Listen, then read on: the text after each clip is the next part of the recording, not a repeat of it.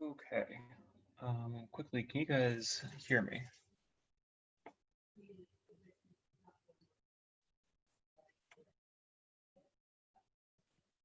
Cool. All right.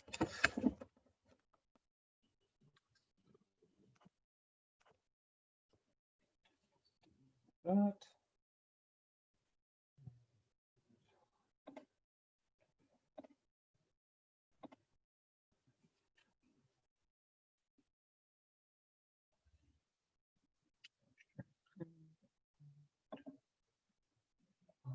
Controls here.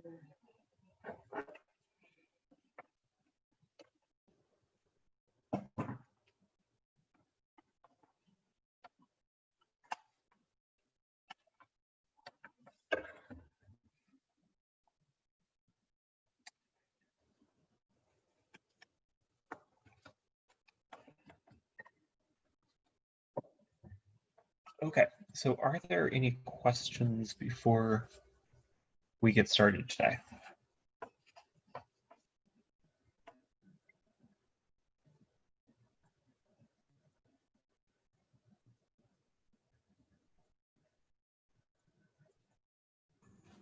Hi, Professor. Hi, how's it going? Yeah, this is Sai here. Hmm? So I just have a question, not related to our subject, but is it possible to take one course per semester? Like in fall, I just register for one course and continue my education from my country because looks like visa I may not be able to get now. So I mean, there's no way that I can register for one course through the portal as of now. So just wanted to see if it is possible. Yeah, so my understanding is that that is entirely possible. So so if you are in the US, then the on-ground visa requirement means that you have to take at least 2 classes. But if you're not, then you can easily take one. Yeah. So and I'm sorry to hear that you're not gonna that you're still unable to get a visa. That's Yeah, it's yeah. really frustrating. But yeah, so at least you can just take one class and continue in work or whatever else you're doing. Okay, that's great. And one of the nice things that, at the very least, is that because of the whole NU Flex Corona thing, all of the classes are online in some capacity. Okay, so this hybrid program, so let's say once I complete the program on the degree, whatever I get, is it like written something like a online plus on campus or something like that, or it is one single degree named, MS in Applied Mathematics at Northeastern. So I think it should just be the MS in Applied Mathematics in Northeastern because we haven't changed the degree at all. Um, the hybrid nature is just because of the coronavirus situation. So it won't, it won't be, you won't like get a, Northeastern University online degree or something like that. It is it is the same master's degree that we give to anyone who is on ground as well. okay, that's a great news.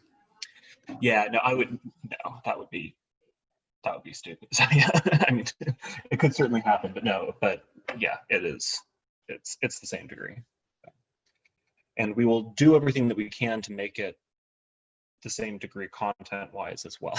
Like, yeah, this is a difficult situation for everybody, and we don't want anyone. I don't know. As much as we can keep the quality of education as high as it would be if everyone was actually on ground and getting to talk to each other, we want to do that. So. Right. And I should say as well, we haven't made this official announcement, but that includes the orientation. So the orientation will be hybrid. So if you can get to Boston, great. Come, we'll do it on ground. If you can't, we'll try to do something online, and we'll try to time that as well so that we may just do something Okay, so sort of. is it the same thing that statistics boot camp that you're going to take? Yeah, so it's roughly so the orientation is roughly going to be in the past, I need to talk to Dr. King about this. Dr. King has given some introduction to sort of probabilistic reasoning, and I've given a bit of an introduction to using R in simulations. So just as kind of like a fun, well, look, here we can use, if we want to do some probability and statistics, we can, here's just a little introduction to like some bootstrap methods and confidence intervals and some things you might not have seen. So that's kind of, it's basically, for me, I managed to make it through my entire undergraduate degree in mathematics without ever taking a statistics class. And there's a lot of statistics stuff it's not particularly hard, but it's good to just nail down, right? Like, what actually is a confidence interval? How do these things actually interact with probability distributions? And so that's more of what it is. It's just giving a little bit of that background vocabulary in case you're like me and managed to not take a statistics class during your undergrad. Right. But that will be both on ground and online. So. Okay.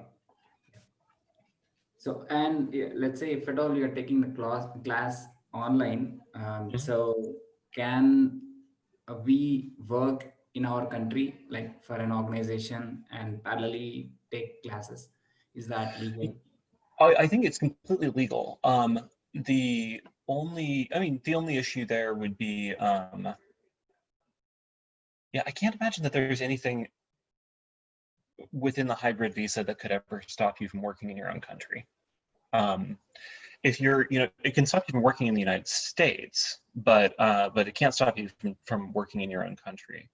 I mean, I think, and you should even look into this, but I think that you could even technically work in the United States, provided you're not getting paid in the United States. But you should be careful about that. Don't trust me. You don't trust me with these legal things. But basically, yeah. I mean, the only issue is is what you can do, and my suggestion would be to just inform your teacher of your situation, inform your instructor of your situation. Just because it is a lot easier for us to be accommodating if we know that somebody's working, basically. Sure. Like that it just puts things in a different slot, right? Like, if you're working, then, I mean, this is of course going to be true for everything, but like, if you, it makes it much easier for us to be like, okay, so I probably can't talk to them, between the hours of, 8 in the morning and 6 o'clock at night, as an example, whatever your local time is. Okay. Any other questions? That's it from my end. Okay. So I think I am going to push the due dates for everything back, and we'll do the presentations during finals week. I think that's correct. So this is everything that I understand indicates that Don had just asked, so we can choose only one class next semester if we're not in the US. I think that that's correct. I would say that you should check everything that I say with OGS, and I will as well, and I can make sure of this. Partially because the situation's evolving, but I've checked a couple of times, and every time I've checked, the answer that I've gotten is basically, if you are not able to come to the US, then you can sort of proceed as if it was just a standard online degree, because the 2-class requirement is a US government mandated residency requirement for on-ground programs. That's where that comes from. It's, the master's degree is technically a full-time, part-time degree. So if you don't need to satisfy visa requirements, you can easily take 1 class a semester. So I think that extends then to all of you who aren't going to be able to make it to the US, because again, I think that the only requirement there really is the visa requirement. But let me just take a note that I should check, and I will try to get you a firm answer on that.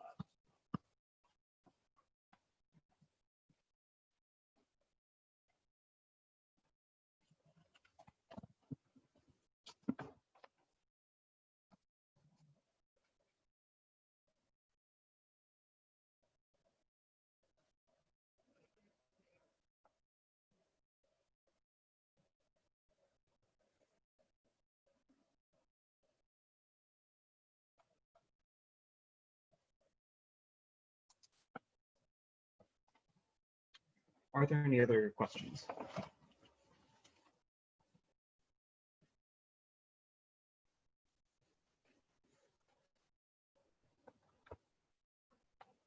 Okay, cool. Yeah, so I will try to get you guys an answer on that, and I will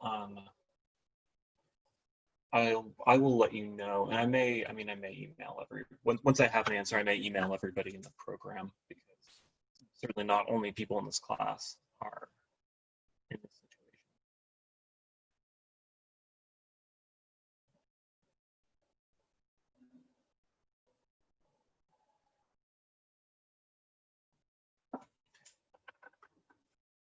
Okay. So today we're gonna move out of the sort of chapters 5, 6, 7 quartet, 5, 6, 7, 8 quartet, which I've been mixing a little bit, just because the book, of course, introduces all the models in chapter 5 and then starts to talk about how to solve them in later chapters. And we're going to move into chapters 8 and 9, and 9, 10, and 11. And I just have to give a little warning here,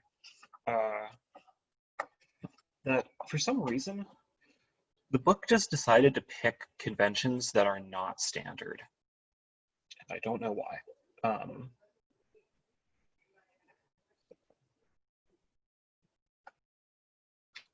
We'll want to actually make a note of this in the notes.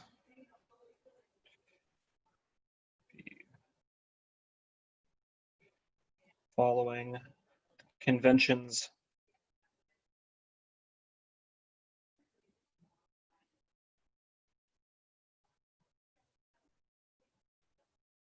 in the book, chapters 9 to 11. And I'll try to flag where those differ dramatically from the standard conventions. And I really don't know why they made those choices, but I will flag those. So in particular, they make some choices. So Q in your standard thermodynamics is a quantity of heat change, a finite quantity of heat change, and J is related to heat flux, and they change what the conventions for those are. So I'll be flagging that.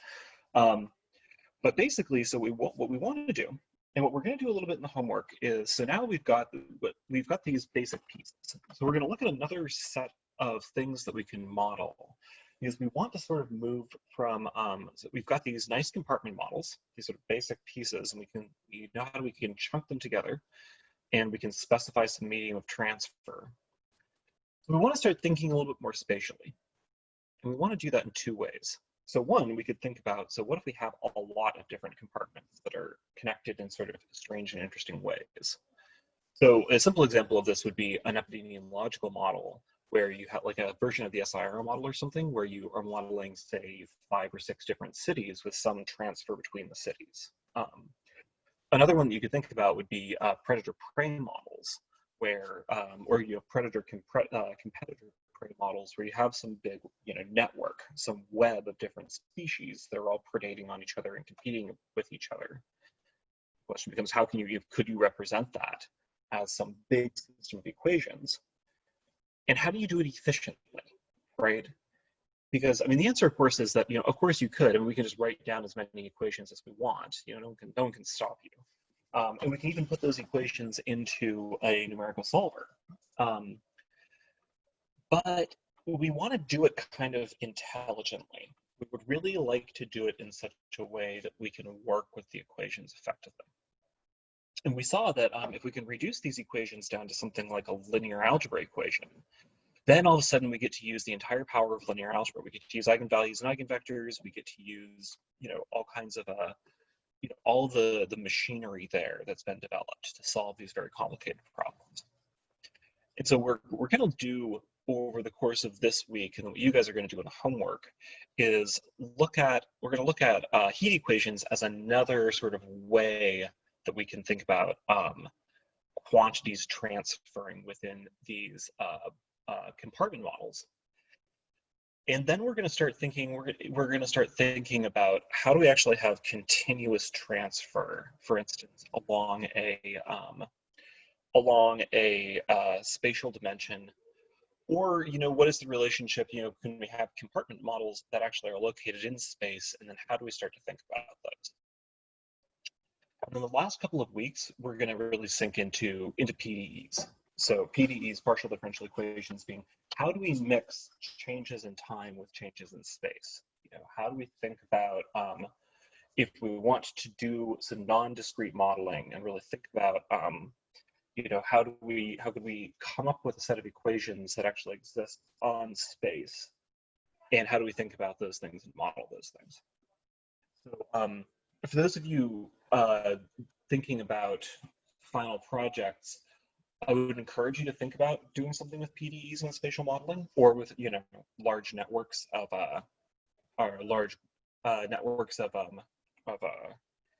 compartment models.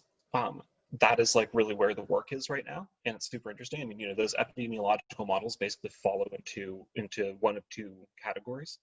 So either they're large networks of interconnected urban centers and rural centers and population centers, each of which has an SIR model on them, and they have some medium of transfer between them. So that's like a huge compartment model. Or they're trying to simulate space. So they're trying to simulate a partial differential equation on some sense, where instead of having, cutting up, say, every city, and then the urban area or the suburban area around it as an example, you're really trying to walk over the entire map of the United States or India or Brazil or wherever, and define a relationship between the change in time of infection rates of infections and the spatial spread of virus. Another interesting example of this, of course, is things like predator-prey, where if you think about it, predator-prey, what we've been doing so far has always been in a single place, right? Single sort of location with a constant density across that location. But we don't need to do that, right? If we can specify some way that predators and preys move around, say, a square grid, a square region, then all of a sudden we could actually try to look at movements of animals over time. So that's what we want to get towards. That's definitely kind of the hard work, but that's what we want to get towards over the next.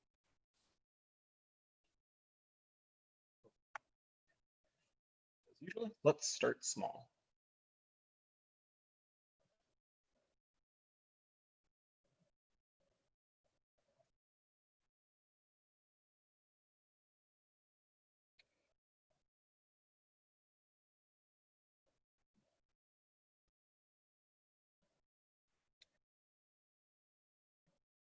Look at the basics of heat transfer. And any of you who come from an engineering background, this is going to be very much thermodynamics 101 again. So just basically listen with eagle ears, and if I say something completely incorrect, call me out on it. Or if there's things that you know about it, let me know as well. So I will try, again, I'll try to flag where the book's conventions are weird. But let's look at a simple example. The cooling of something like a cup of coffee.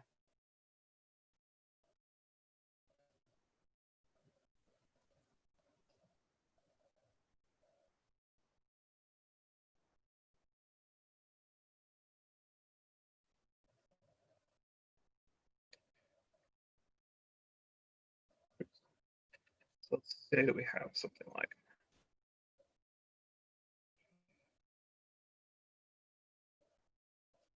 a cup of coffee.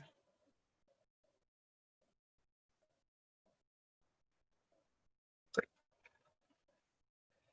And we want to think about how this is going to cool in just a very, very basic sort of first order model. So our picture is that we have some quantity. So we've got the heat in the cup.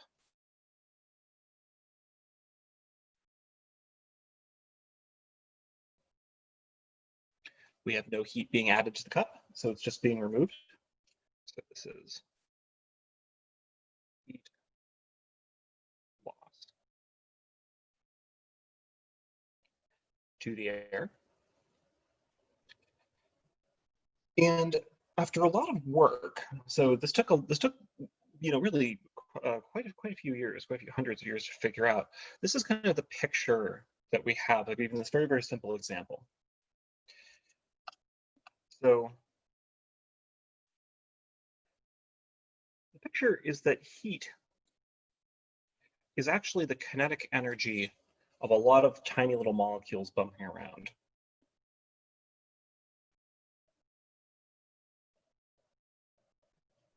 It's the kinetic energy of tiny little molecules.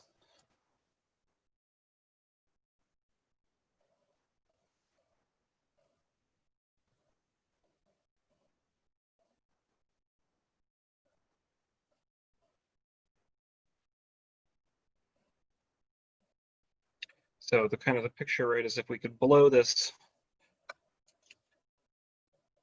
if we blow this up, we've got tons and tons of tiny little molecules. They're bouncing around.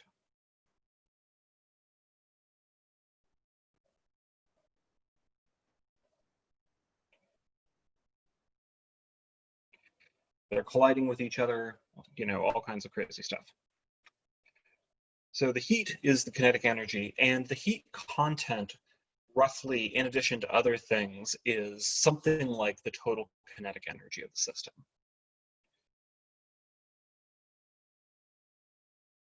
Oops.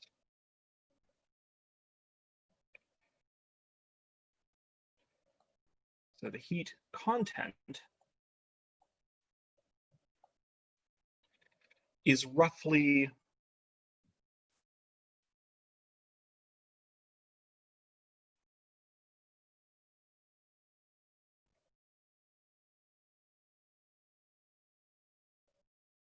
the total kinetic energy of the molecules and the particles making up the system.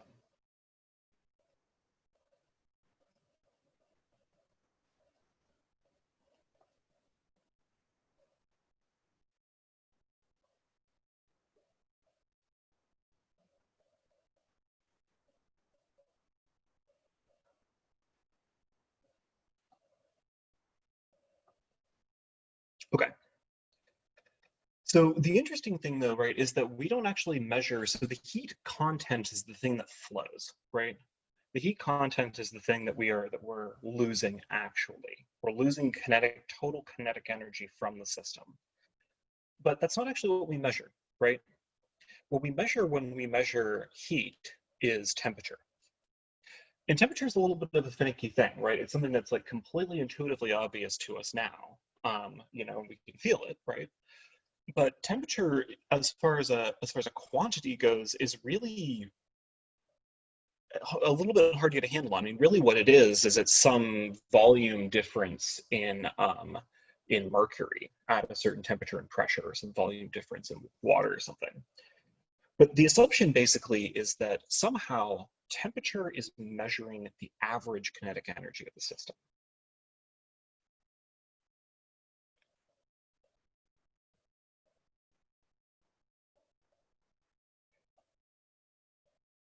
So whereas heat is some analogy of the total kinetic energy of the system, heat is the quantity, really. Temperature is a property that's related directly to heat. Heat is a quantity.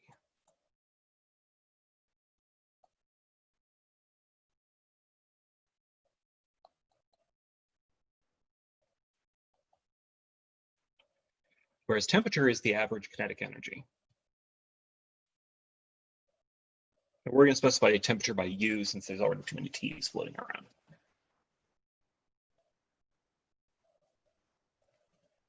Say is proportional to.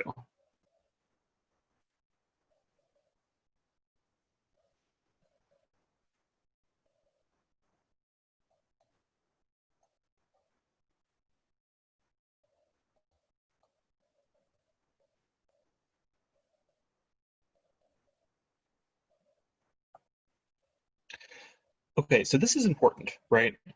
Because of course we can think about, when we increase the temperature, we're in some very fundamental sense increasing the heat content, right? That makes sense. Um, but heat being a quantity means that we can increase the heat content without increasing the temperature, right? There's a simple way to do it, and that's just to increase the mass, right? So if I have, if I have 1 cup of coffee that, has a temperature of 100 and, or a temperature of, 90 degrees Celsius, I can increase the total heat content by just bringing in another cup of coffee, right? We would assume that there's roughly twice as much heat content there, even though the temperature hasn't changed.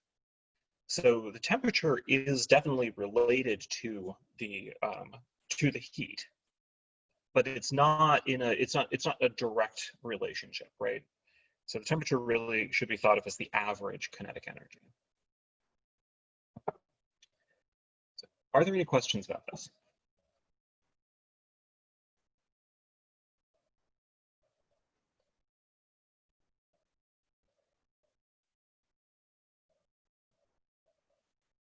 All right, so practically then, what does this mean? So practically, is as heat content, so for a system with fixed mass,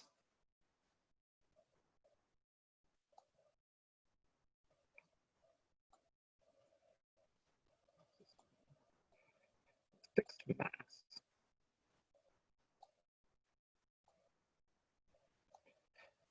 as the heat leaves, the temperature should go down.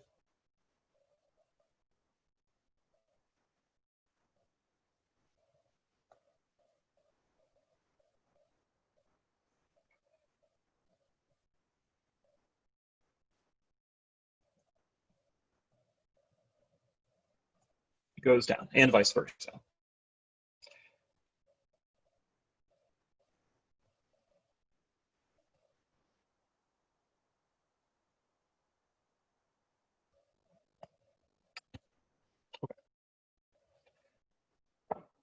So what that means is that we have kind of a picture of of a relationship between heat and temperature, right? So the relationship between heat and temperature isn't, it's not a direct one, but it's essentially a linear relationship.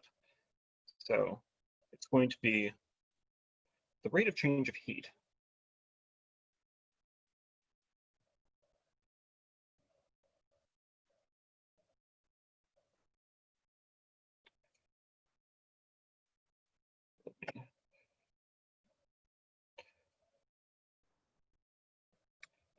Yeah, let me write it this way. Well, let me just write it this way. So the rate of change of heat is going to be proportional to the change in temperature times the mass.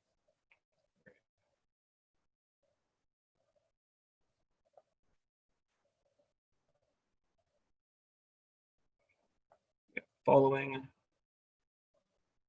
equation.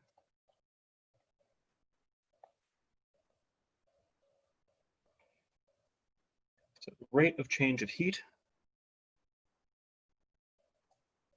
is a constant times the mass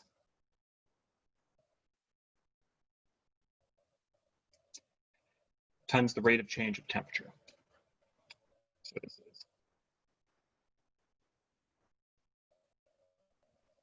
where Q is change in heat over time, or so rate of change of heat.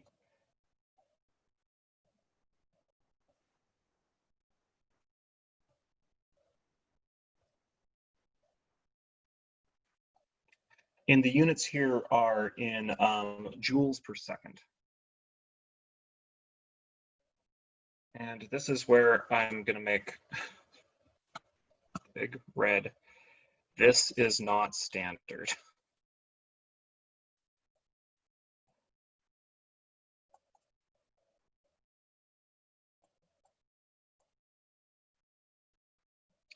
So this is where, so Q is usually not the rate of change of heat, but it's the change in heat, but its units are in joules, right? Yeah, change in heat is a definite amount.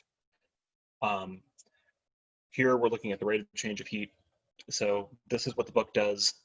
I have no idea why. Usually this would be rate of change of heat. So I just want to flag that.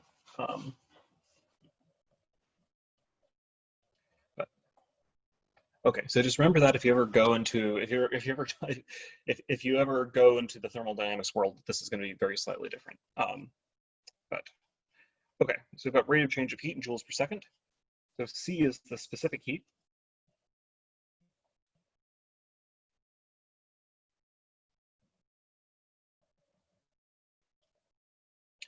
And this is going to be in joules per kilogram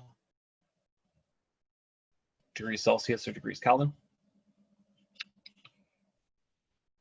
M is the mass in kilograms. And U, again, is the temperature. Okay. So the specific heat is a quantity. So basically all of this list should be sort of understandable. So Q is the amount, is the rate of change of heat. So it's the total amount of heat, how fast it's changing per unit time. Great. Mass is mass, temperature is temperature. The specific heat is the only thing that if you haven't encountered it, you may not know what it is. So basically we know that that there's some amount of kinetic energy in the molecules, bustling around in a medium, right, like a cup of coffee. But that amount of kinetic energy, and so that's going to then translate into some temperature, right? If the average kinetic energy relates to some temperature. But if you remember, this is all a very physical process, right? This kinetic energy is going to be based on the mass of the particles. It's going to be based on the heat. It's going to be based a little bit on the atmospheric pressure, on all kinds of stuff, right? And then the way that we measure the temperature, of course, is by sticking a mercury thermometer or something inside. So then that kinetic energy gets transferred to the mercury.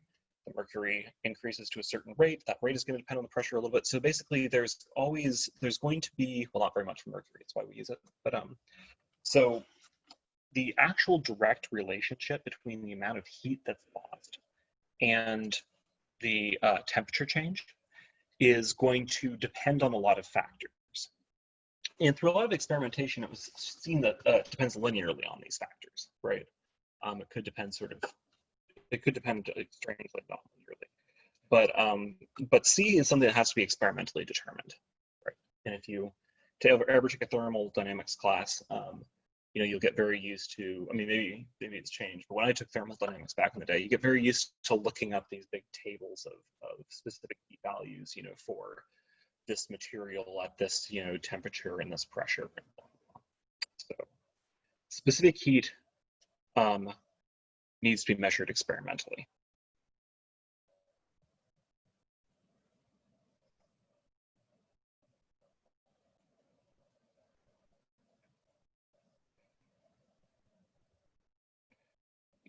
I should say it depends on the material.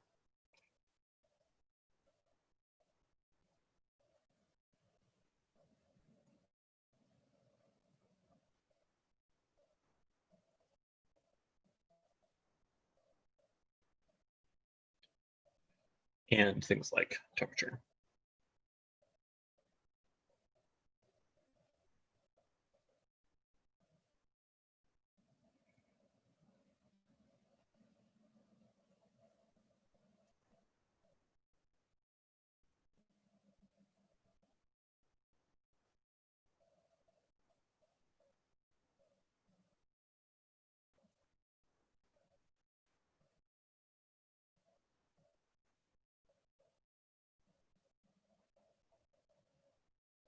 Okay.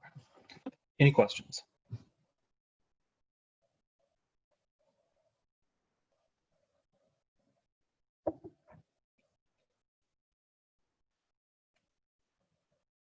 Okay. So this is our little heat equation. And again, though, all that's doing at this point is relating temperature to the heat content. So, and think about modeling, though, this is a really important move. That's, if I had another month, I would just sort of show example after example after example of this, where in some sense what we're doing is we're transforming between some quantity that we can measure, namely the temperature, and some quantity, or sorry, some sort of property even. Because temperature in some sense really isn't a quantity, right? Because quantities we are things that we think about being able to double or set to 0 or something like that. The temperature doesn't really work that way. It sort of does with mass energy temperature conversion and absolute 0, but that's really not in the world of classical physics anyway. And so it's almost like we have the quantity, which is the heat, and then the property, which is the temperature, which is the thing that we can measure. And what we're seeing here is that sometimes those aren't the same. And this actually comes up a lot in modeling, where, I mean, a simple example would be something like if we think about a boundary value problem, where, we have a huge, a huge drum or something, or like a large machine that we can measure the boundary of, but what's actually going on is being determined by something in the bulk.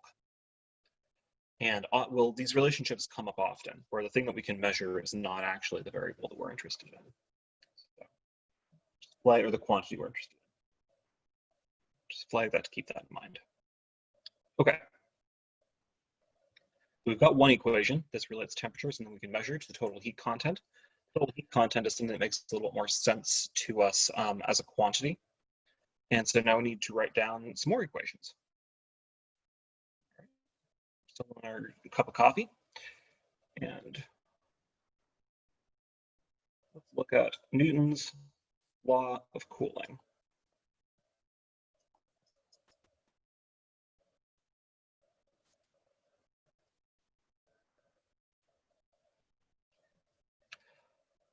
Okay, so this basically has just given us some relationship between the temperature change and heat. But Newton's law of cooling is where we're actually going to use this, this picture here. So now we're actually going to account for heat loss. So Newton's law of cooling states that basically the rate of change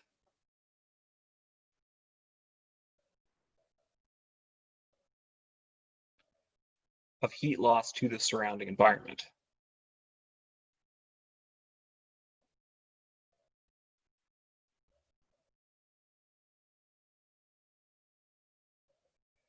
is proportional to the temperature difference.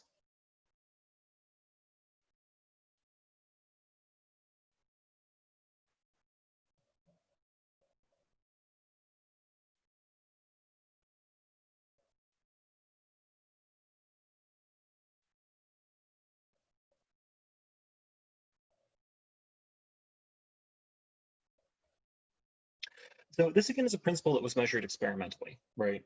So you say, well, it turns out that the rate that the temperature, or so that heat is changing actually increases as the temperature is far apart, right? And this sort of makes sense, but it takes going out and measuring it and checking that reality actually follows it, right? So kind of the word equation here is rate heat is exchanged, rate heat is exchanged with surroundings.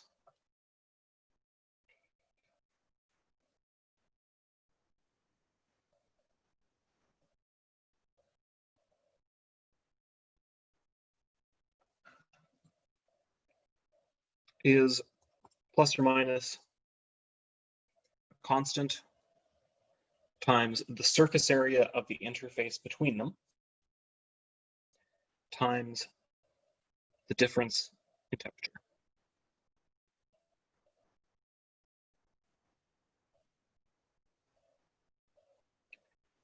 Where here H is called Newton's cooling coefficient.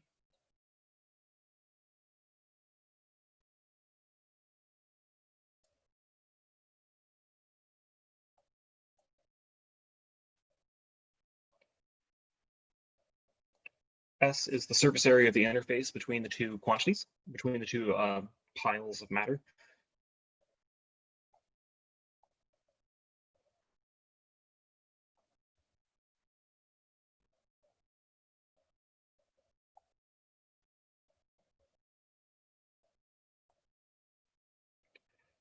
And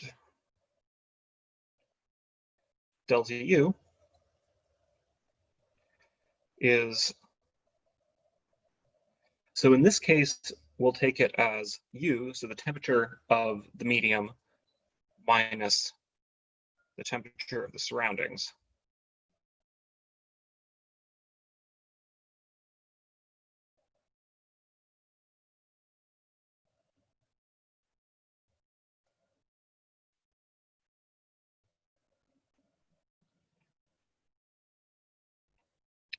And so once this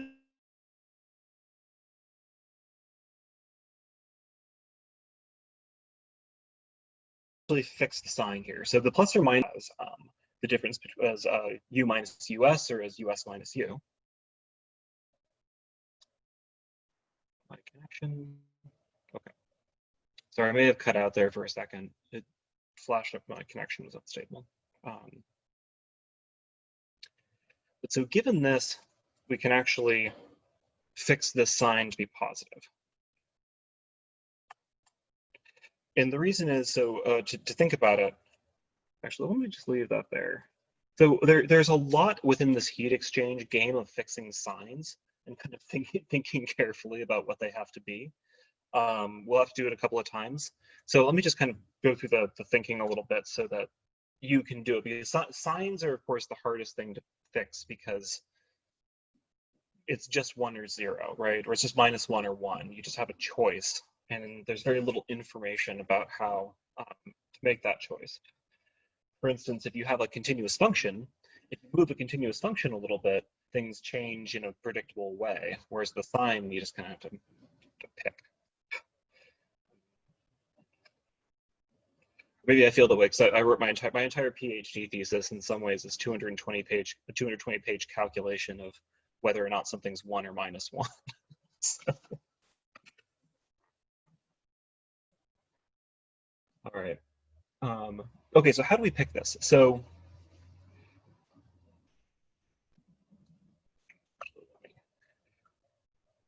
let me do this in green.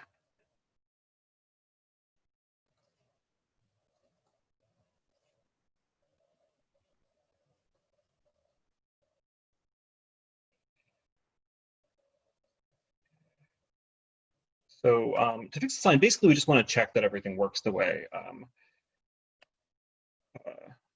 we expect. So the sign, plus or minus, depends on how we define.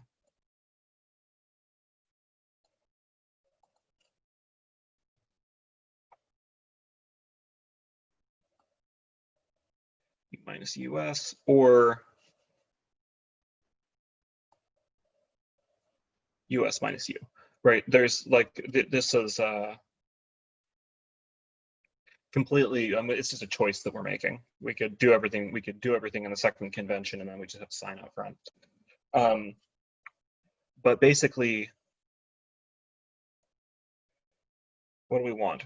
So we want it to be the case that if it's the temperature outside is higher, if US is greater than U, then what's going to happen? So if the temperature, we're looking at the rate that heat is exchanged with the surroundings, so the rate of change. So if the temperature is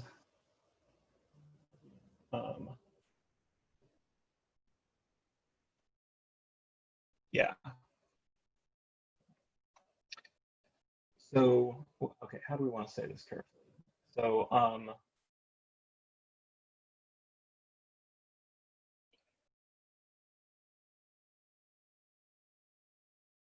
so if Q is the rate of heat exchange, so as Q is the rate of heat flow, then in particular, yeah, trying to fix this. So basically, so if U is greater than S, right? So if the temperature outside, the temperature of the surrounding is greater than the temperature of the medium we care about, then we won't be losing heat from, then we want to be losing heat from the system.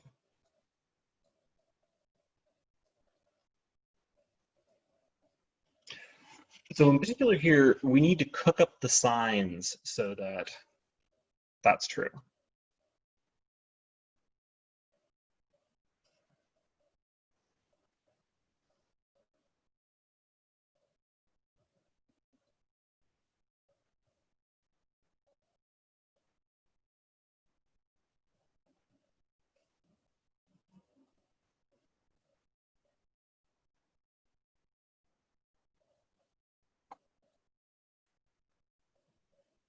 Okay.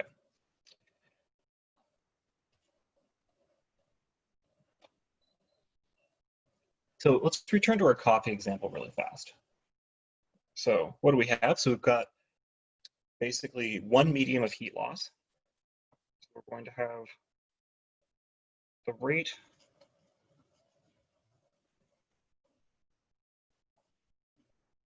of change of heat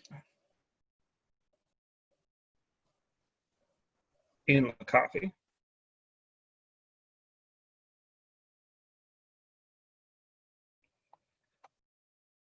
So if we only specify one medium of heat loss, we could of course specify quite a few. We could say, okay, maybe it's going through the cup and that we have to do something there. But just for now, we'll just assume that we're only losing heat through the top of the coffee. So the rate of change of heat in the coffee is going to be given by Newton's law.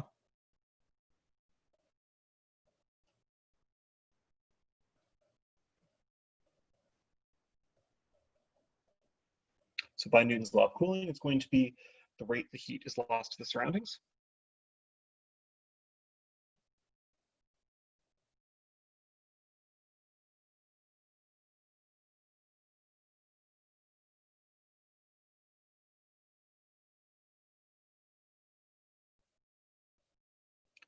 And so what are we going to get?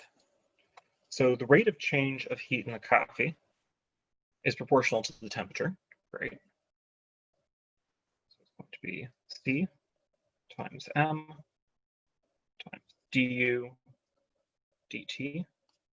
And according to Newton's law of cooling, this is going to be given by the difference between, so this is going to be proportional to the difference between the temperatures, plus or minus HS times delta U.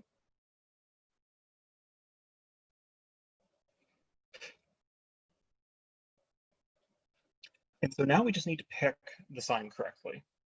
So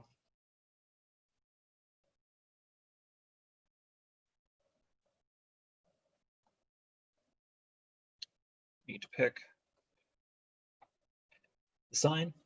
So in particular, here,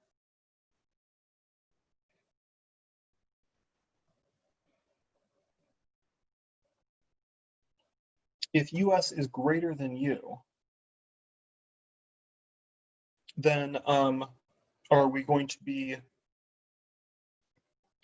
positive? So then is the rate of change of U going to be positive or negative?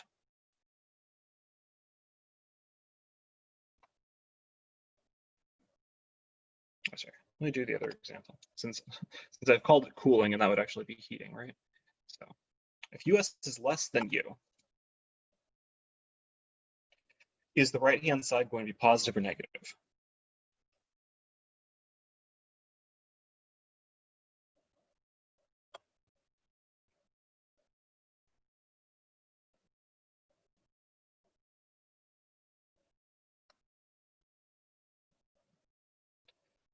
Or to put it another way, so if the, so right-hand side, so if the So let's think about it another way. Make sure that I said the right thing. So if the temperature of my cup of coffee, right, is higher than the temperature of the air, then do we expect the coffee to be, so then we expect the coffee to be cooling, right? So in particular, that means that the derivative of the temperature is going to be positive or negative.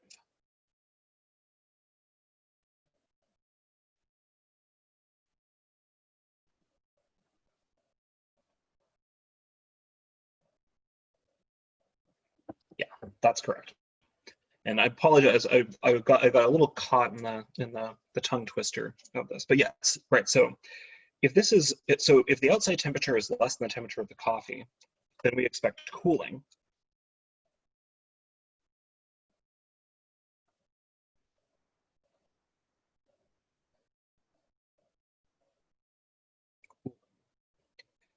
So U prime is going to be less than 0.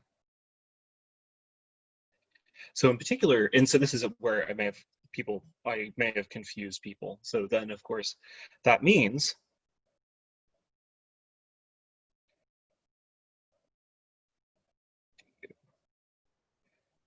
dt is going to be HSUS, which I think is maybe where some of the positive negative confusion got caught, right? Oh, sorry, it's going to be minus.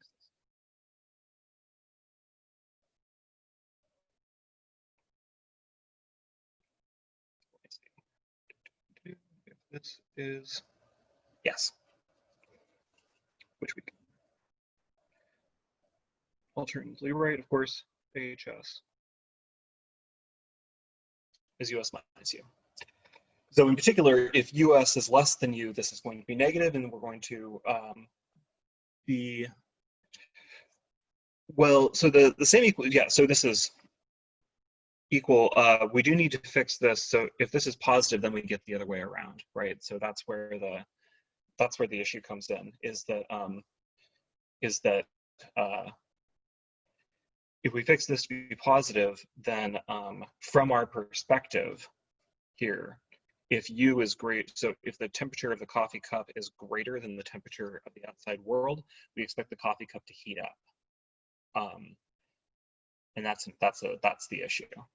But this is all very dependent on how we've actually decided to choose our perspective a little bit. So the reason that I wanted to keep this as plus or minus and not just sort of fix the convention is because depending on what quantity you're actually measuring, it will be plus or minus. You know, what you need to do is you need to think a little bit and think carefully about whether or not you expect the which direction you expect the heat to be flowing. Yeah, I know, but that's good to point out, because it absolutely is true that these equations are symmetric. So it's why it always takes a little bit for me of kind of looking at and thinking a little bit about which way is the heat flowing here. And we'll see another example of that in just a second. Okay. Any other questions? Okay, so question for you. What's the solution then to this equation?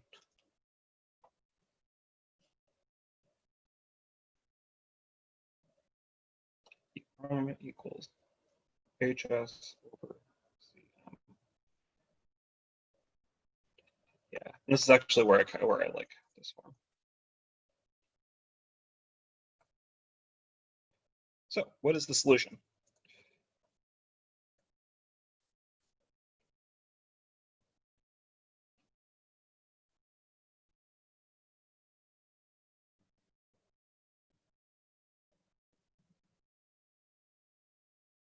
Well, or what roughly is the solution anyway?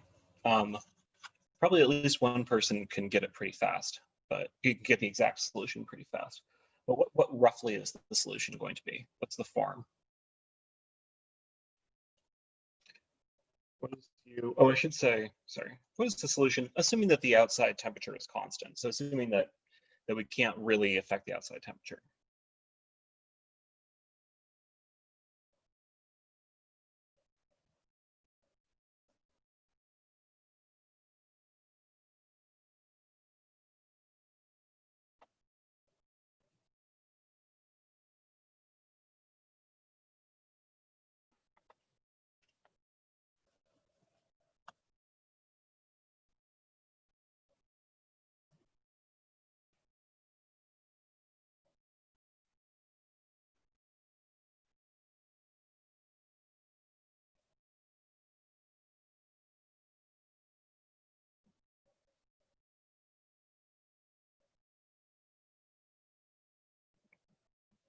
what kind of function is it? Yeah, so it's going to be an exponential, and it's going to be a shifted exponential, right? So secretly, there are many ways to solve this. We sort of know what these are now. Yeah, secretly, we can do what a couple of people keep on poking me to do, which is redefine variables, which I keep not doing. But so if we redefined y to be y minus us, then this would just be a pure exponential. We exponentiate it, then we redefine back, and of course we're going to get something of the form. This equals some constant times e to the h s over cm times t plus us. Great.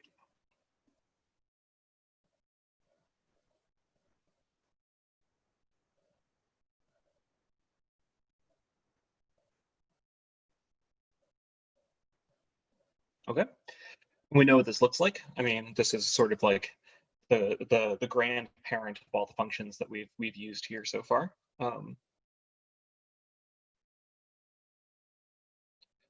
We have a temperature, and if we have T, what this means is that we are increasing from whatever our initial temperature is. And actually, I can, yeah.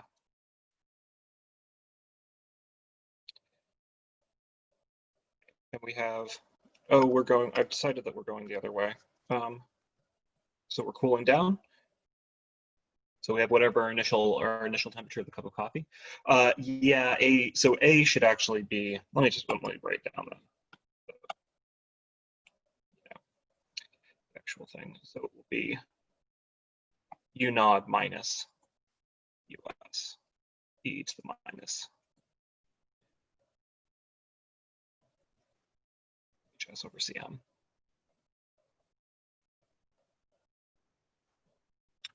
So that'll be the particular solution, and well, that's the particular solution in terms of the initial condition, U of 0 equals U naught. Yeah, so it can absolutely. So in particular, you're correct. The A can absolutely be negative, and so in particular, here, this is our surrounding temperature. What happens to our cup of coffee? It decreases exponentially and becomes asymptotic to the surrounding temperature. Great. And we can see Newton's law of cooling here in action, where we're decreasing faster when the temperature difference is larger, and we're decreasing slower when the temperature difference is smaller.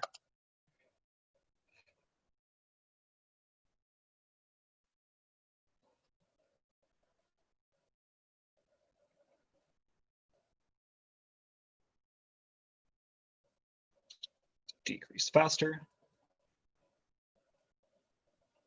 Delta U is large and slower otherwise.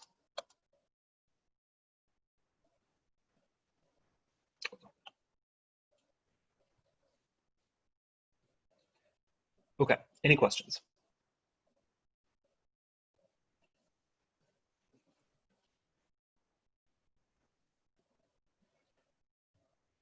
Okay, so Newton's law of cooling gives us a sort of the beginning of a new family of things that we can play around with. So let's look at another example.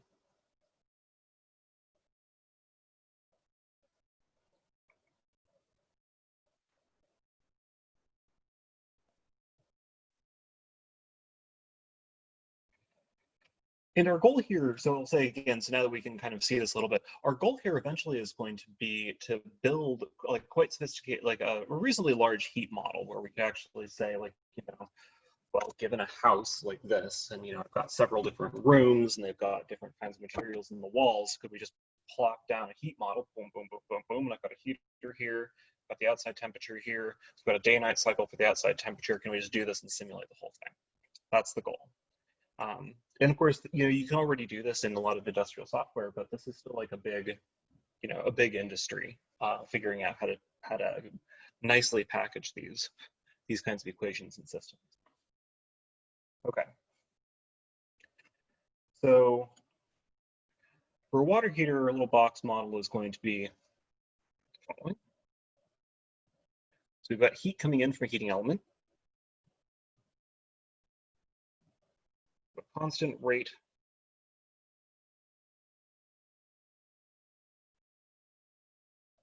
of heat in.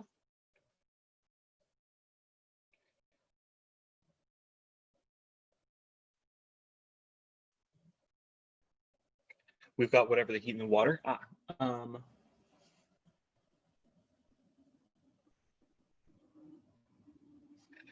So yeah, so in the case of if the surrounding temperature is right, so if we have the others, it's a good question. So but the graph will actually look exactly the same. So if the surrounding temperature is the same, we'll just get the flipped, right? So sorry, the surrounding temperature is larger, what we'll get is an exponential increase that becomes asymptotic. And the formula here will hold exactly as well, right? So we'll get, so the same formula holds. The only time that we switch signs, like I talked about with this formula, is if we're changing perspectives in a sense, right? Because I could say, for instance, if U is, if we're looking from the perspective not of the coffee cup, but of air, then all of a sudden we're going to be on the other side. We just have to make sure to change all of our signs correctly, right? So we just need to change the order of these signs and change the order of these signs. That's mostly where we need to be careful. But this formula, and thank you for bringing this up because I think I've been a little confusing about that. This formula definitely holds whether or not U of S is greater than U or U of S is less than U. It's just, yeah, the thing to fix is like, have I set up, is U actually properly defined?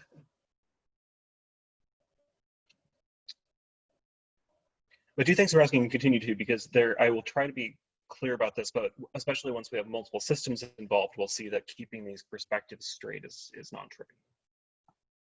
Yeah, it's non-trivial. It's not that hard either. Is the sum of both always the same?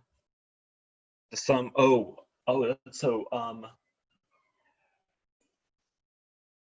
is the sum of the temperatures always the same? So if I had, for instance, so if I looked at the average temperature, U1, sorry, U plus U S over 2. So this would not be the same, right? And the reason for this is going to depend on this mass term and the specific heat. So basically, and we sort of, this is like this weird thing about dealing with temperature, right? Where temperature isn't actually the quantity, right? The quantity that's moving somehow is heat, whatever that means, right? Average kinetic energy. And you can think about average kinetic energy as kind of moving similar to the probabilities that we've been talking about before, probabilities of things passing through. Right? You have some probability that a particle knocks into another particle and transfers a percentage of its kinetic energy to it. That's why these models wind up looking similar. But the heat the heat, the total heat will remain constant, right? That's basically conservation of energy, right? If I put my cup of coffee in the room, the total heat content of of the whole system doesn't change. But the temperature may very well change non-linearly, right? So the temperature, which is the thing that we actually experience, changes, may not change at all, right? So the air temperature, my entire cup of coffee can cool down to the air temperature, and the air temperature just doesn't change, right? So it's not the average of these two that's fixed. It's the total heat content that's fixed. The total heat content is related to the temperature, but it's related through things like mass and specific heat, and so it's related through mass and specific heat. So it's kind of, I mean, it's definitely it's kind of an amazing game, especially if you kind of look into the history of how all this was discovered. It's very sort of non-trivial, and it comes from the entire idea of sort of atomization. But we are the goal here is to try. So we're using some sort of underlying system that has very, very nice properties that we know and like. They behave like population dynamics, right? where if you remove one person from this part of the system, they immediately appear in this part of the system. It's a conserved quantity. Temperature does not have a conserved quantity associated with it. Only through energy does it. And so that's kind of part, but temperature is what we see. So part of what we're trying to derive here a little bit is, well, what do we see on the temperature curve given different situations and the heat transfer in the background? And does that make sense? Or did I answer your question, or did I answer a completely different question?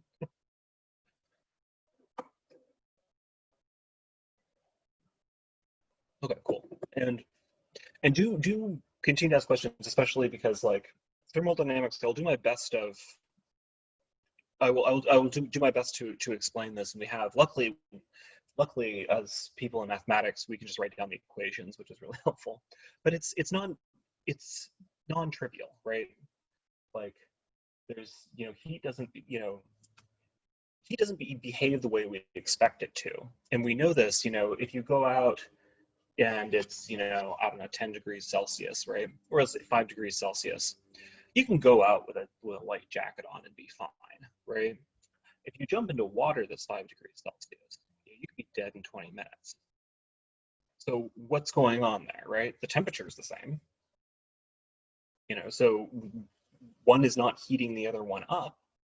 And what's going on is that the water, because of its specific heat, because of its mass, and because actually, even more so because of this H in the transfer coefficient, can just suck many, many, many more joules of heat out of you than the air can.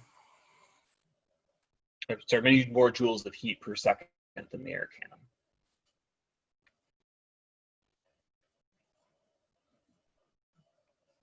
Okay.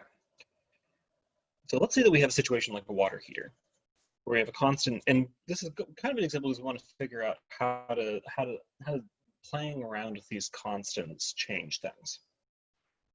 So we have a constant amount of heat in, and let's just say that we're losing heat, surrounding temperature. Yes. So if we allow the surrounding temperature to change, and we'll look at this in a little bit. Then you write a pair of symmetric equations. So actually, we can write them down right now. So if we had, do this as an aside.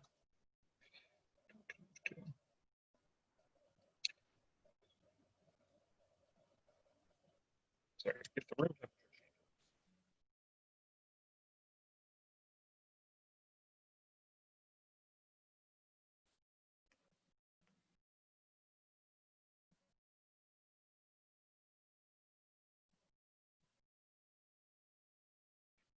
What do we have? Well, we have the same thing, except that instead of assuming that US is constant, we're going to have, so we have now, well, let's call it. So we've got the mass of the coffee, we've got the specific heat of the coffee, we've got the temperature of the coffee, and we have, this is minus H times the interface times the difference.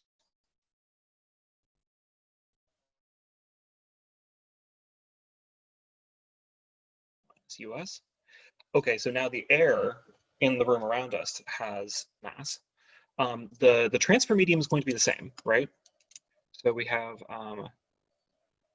specific heat for the mass here surrounding.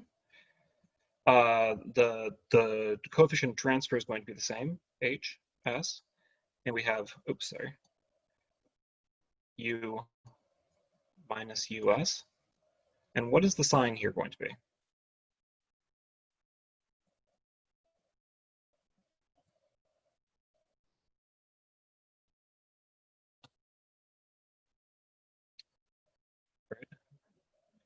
So and let's remember how to pick this. We need to pick it so that, okay, so now we've got the room temperature. The room temperature is going to be decreasing when the temperature, sorry, the room temperature is going to be increasing when the temperature of the coffee is greater than the temperature of you. Exactly, yeah.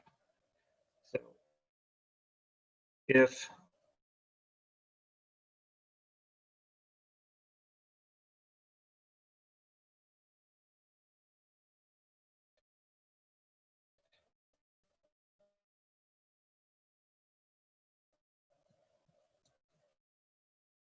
particular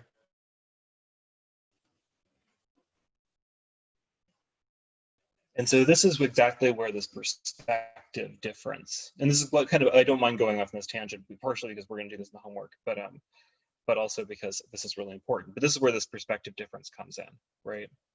So the equations are almost symmetric, but with a slight anti-symmetry, which we sort of know has to be there, right? So this is essentially telling us that that if if one quantity is increasing, then the other quantity has to be decreasing. And as a quick note, we could easily solve this with substitution. Solve with substitution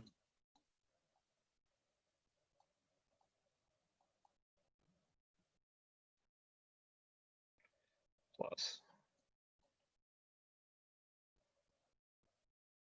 linear ODE theory.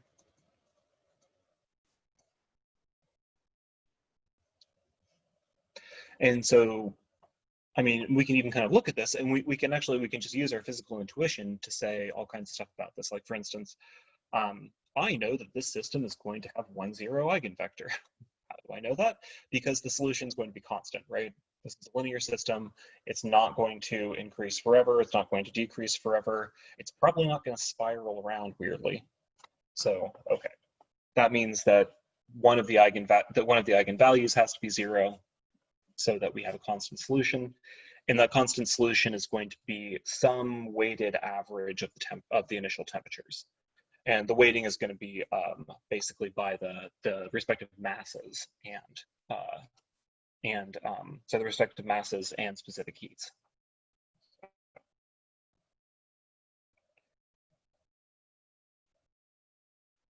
Exercise.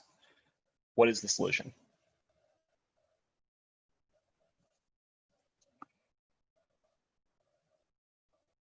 So we'll set y equal to u minus us.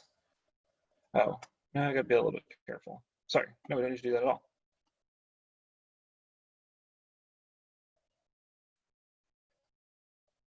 We don't need substitution here because one's not constant.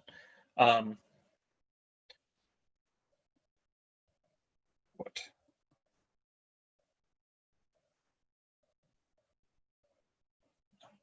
It'll be something related to e to the x, right? But this is just the linear system, right?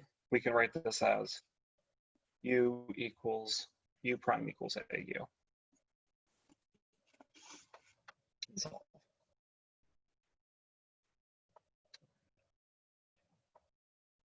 Any other questions?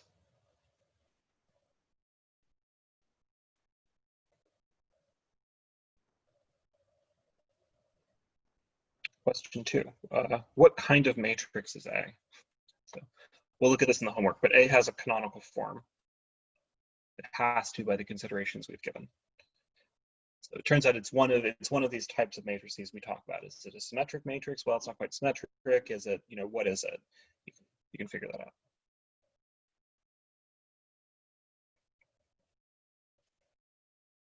Okay. So we've got constant rate in. We've got Newton's law of cooling. Out.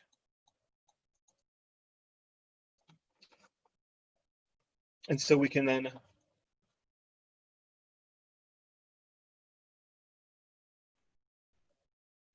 so this is going to lead directly to the following equations. Right. So if we didn't have anything coming in, right, then we would just have what? Cm times u prime is equal to, okay, so we have our Newton's law of cooling, so H times S times U times US. But now we've got a constant rate of heat flow in. And so that means, so in particular, again, so this left-hand side is our rate of change.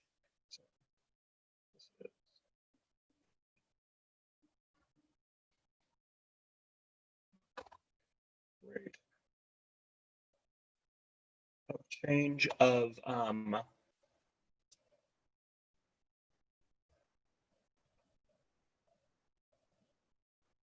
heat in joules per second.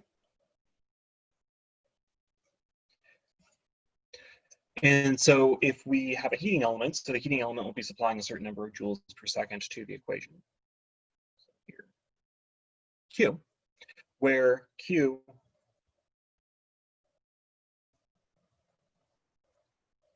is the increase, the constant rate of change, the constant rate of heat in terms of joules per second.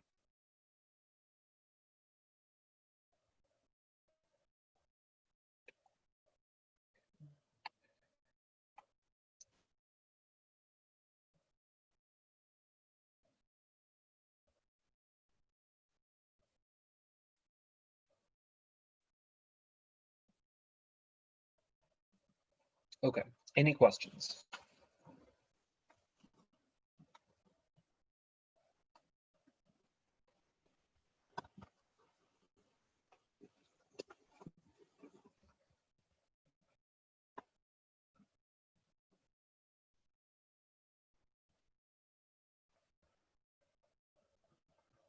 All right. So what has this done? So how does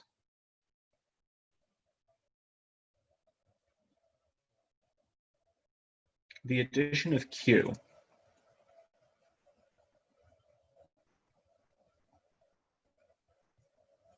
affect the solutions?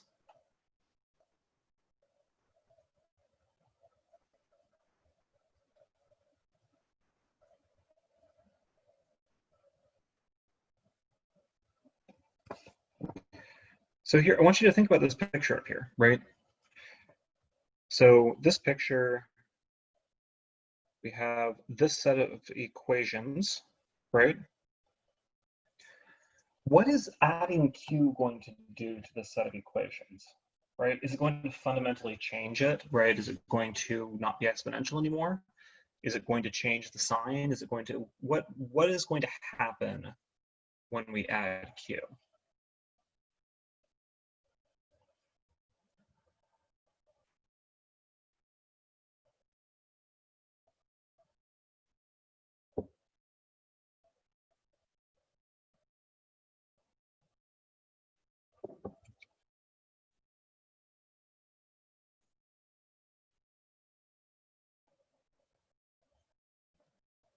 You can say it sort of in terms of like the qualitative things.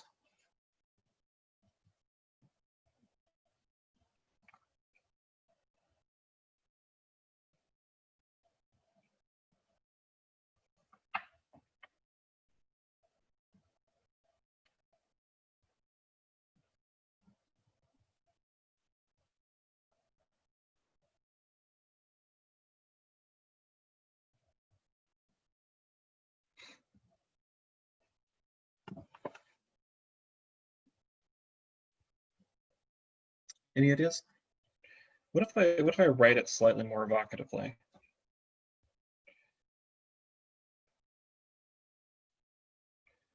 So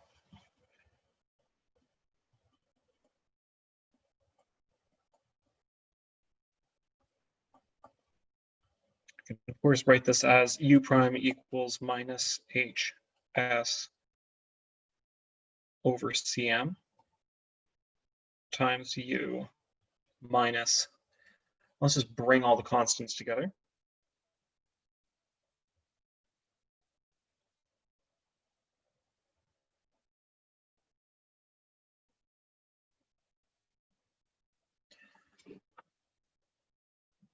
And so we can see that what happens actually, so if we go back to the case where US is constant. So if US is constant, then literally all we've done is we've shifted the equilibrium.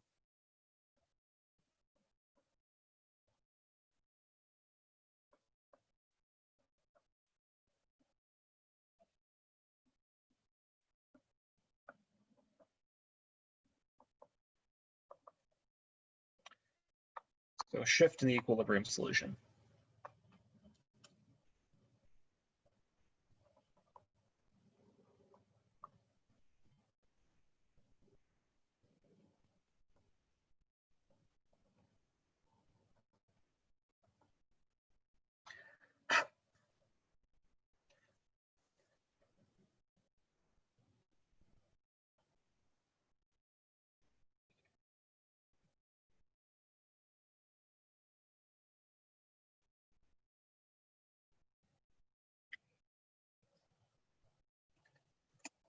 Right, so if we have our picture from before, or if we have, I don't know, some other picture, where this is US, then by adding the heating element, is it like, yes, that's exactly what it is, right? Yeah, so yeah, we can kind of draw a picture here. So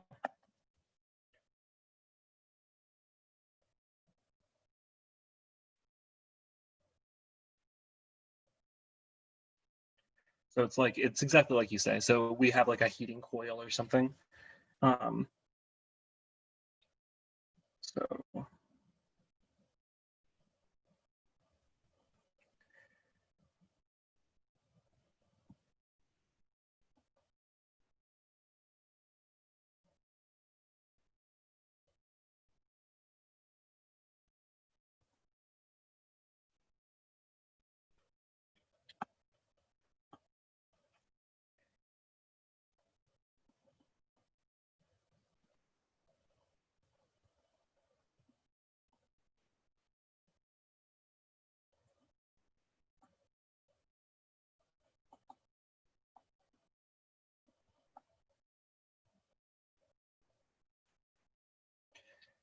yeah, so we've got some internal temperature, we've got some external temperature, we've got heat coming in, we've got Q joules of heat coming in per unit time, and then we are losing heat through Newton's law of cooling. Thank you for, yeah, I should have drawn this picture and actually nailed down what I was talking about. Any other questions?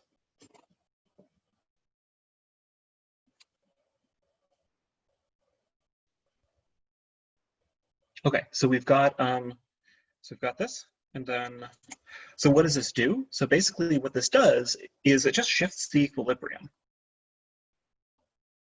So this now is going to be US plus Q over HS. And it doesn't exactly shift it by the number of joules, right? It also, the shift is also going to depend on the transfer medium. And this makes sense, right? Because we would assume that if you had better insulation, if you had a smaller surface area and whatnot, that with a constant temperature, so with a constant volume outside, you're going to wind up with a slightly different equilibrium. But so here is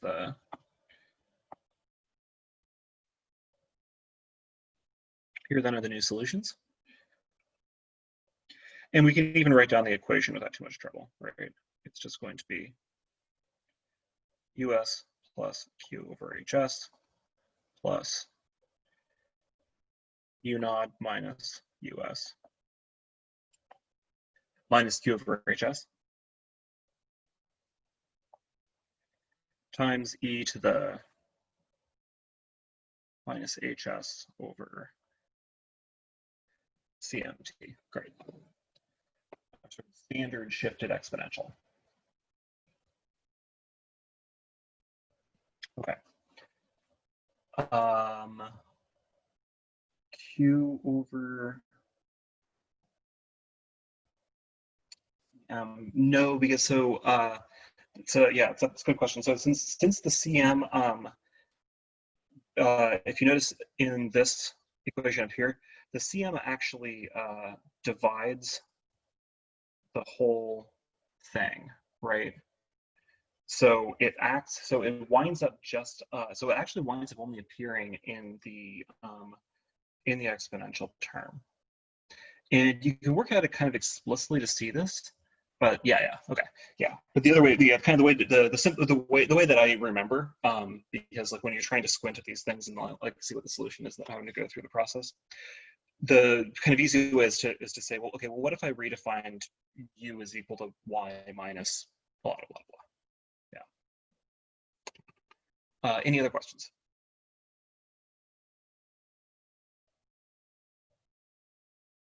Okay. All right. So we're going to talk about Fourier's law. And let's maybe take our break now. So yeah, let's take our break now, because then I'm gonna launch into something that's a little bit more. We're gonna jump up a level of abstraction, sort of, or we're gonna jump up a dimension. We're gonna start thinking about flows that actually exist in space. So yeah, so it is 2:24 my time.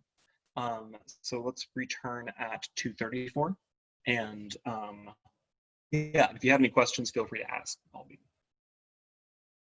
grab some coffee, but then I'll be right back.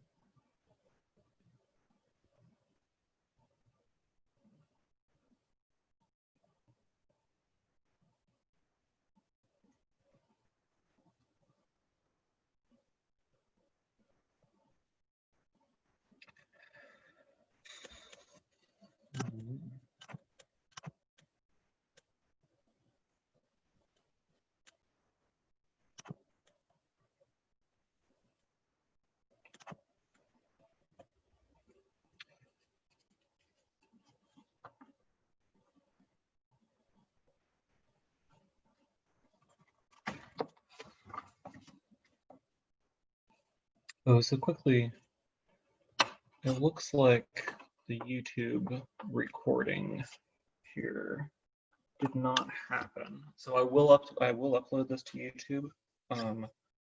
I'll just do it. I'll just have to wait till the Zoom recording does its thing, and then I'll upload. Yeah. The YouTube recordings have been a little bit funky anyway. It seems like they sit there a half an hour for a while and take some time to process, and then eventually they sort of kick over and do what they need to do. Okay, are there any questions before we get started again?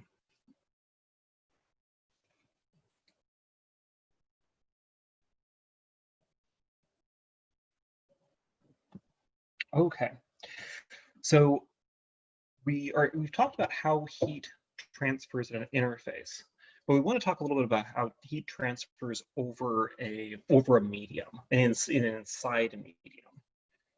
So Newton's law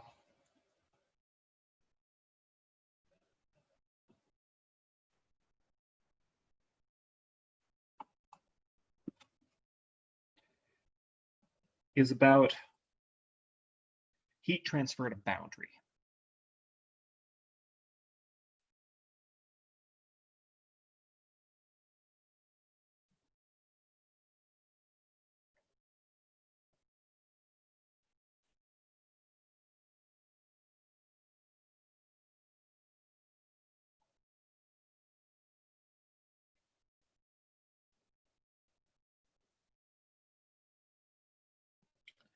Boundary of two materials, in particular when you're possibly changing the kind of material.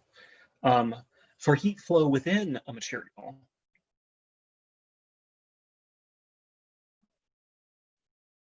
so heat flux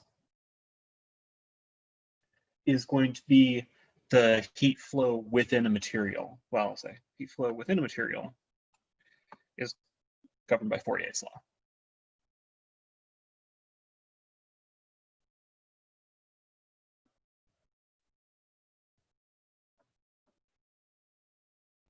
Within a static material.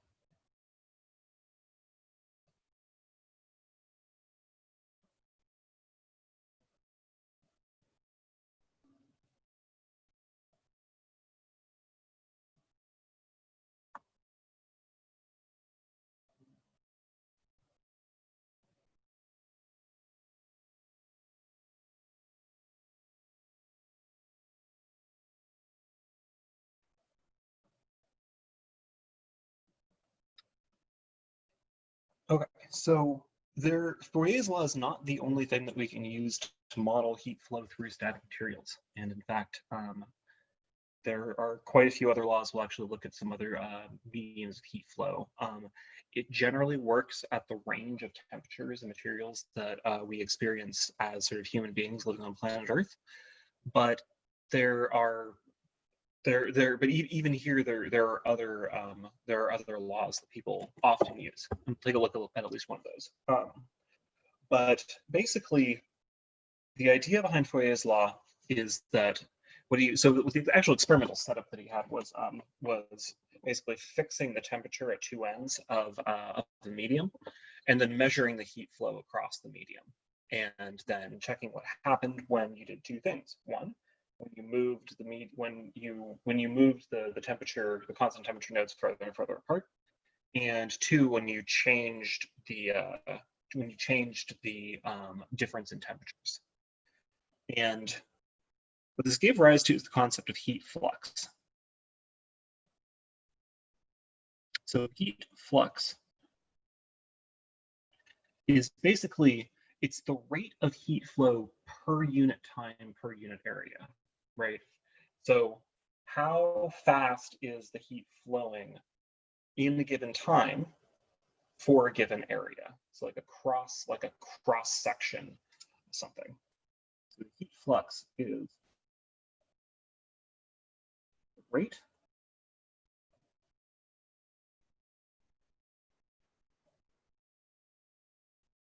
of heat flow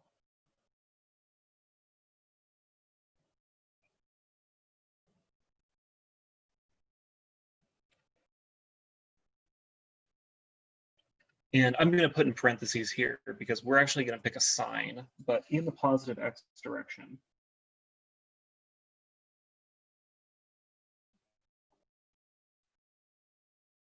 So in particular, this is a coordinate dependent. The expression I'm going to write down is a coordinate dependent expression. There is a non-coordinate dependent expression in terms of Laplacian, but we won't be, well, we'll talk about that later.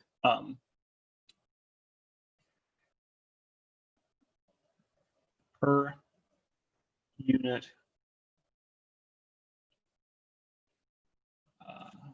time per unit area.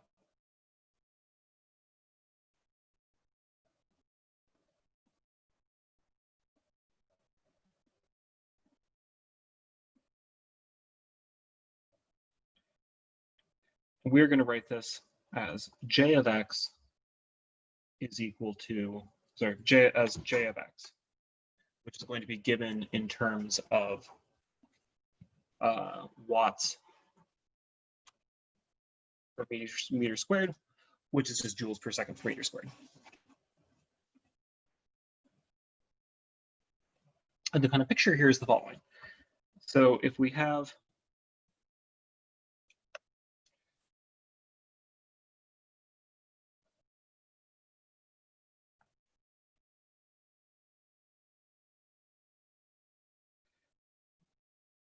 something like a wall or some sort of solid, right? And we've got some x1, and then we've got some x2, and we've got some heat content U1 of x1. We've got some heat content, U1. We've got some heat content U2.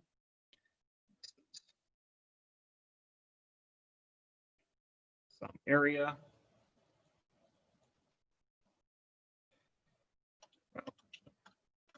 The area. Whoops, shortly.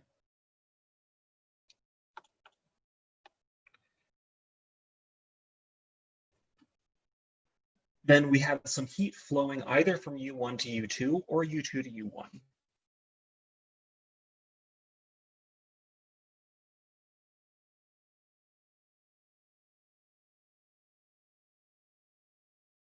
In this case, this is if U2 is greater than U1. So if we have some temperature difference, we've got some heat flow across the medium. And that heat flow actually, yeah, well, I will. Now it's clear where it should come in. So we have some heat flow per area.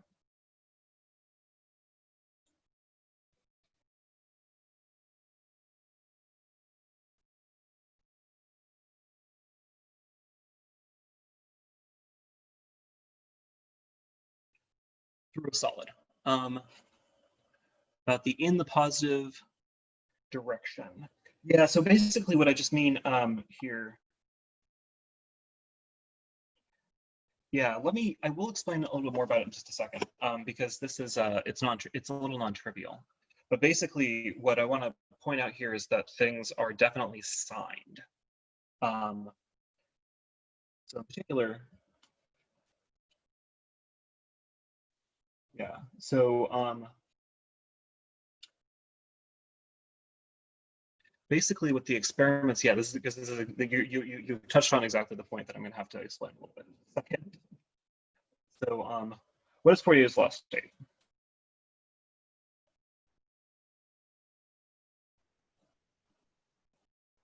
So Fourier's law comes from experimental evidence, and it states that that the heat flux is going to increase as delta U increases. Heat flux increases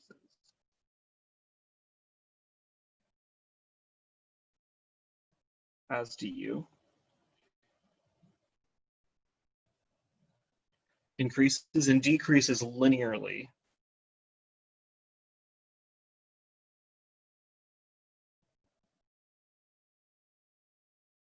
as dx increases. And so if you're interested, so I'm just going to quote this as an experimental result. If you're interested in this, I mean, there's a whole, actually a good place to start, the Wikipedia page on temperature is a good one, because there's been a lot of work since this experimental result to sort of explain this, but it definitely went in this direction of the experimental result and then the explanation. But basically, the reason that we're going to get a decreasing as the flux decreasing as x increases is because it's a semi-elastic medium. So the larger your sort of area is with the temperature difference, you're going to get less flux moving across it. This is at least the way that I understand it.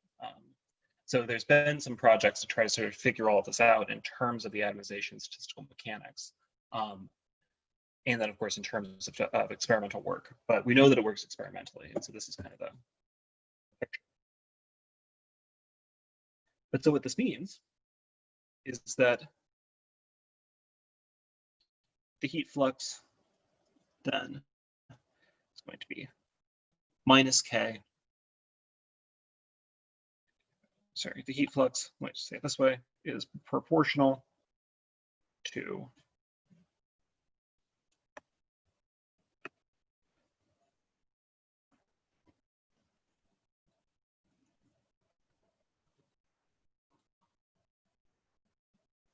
so it's going to be proportional to the change in temperature divided by the change in distance, taking delta x to be small.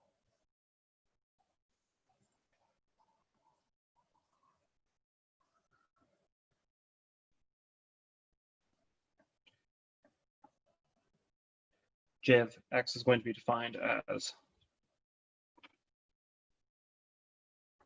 minus k du dx. Okay, so I'm going to point at this again and say, this is non-standard. This is slightly non-standard.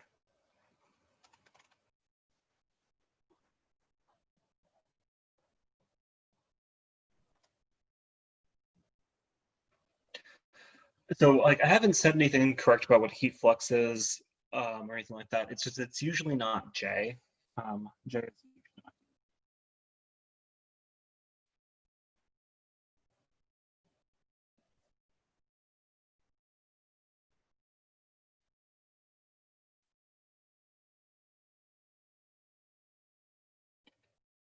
and the equation, why is there a minus sign? So this is a really good question. So slightly non-standard, so I just want to flag that. The formulas are basically the same, it's just that we're using a different notation. So when you go and look at other sources, that's yes. So why is there a minus sign? And so the reason is that we have to be, again, we need to be careful about what the direction of the heat flux is exactly. Y minus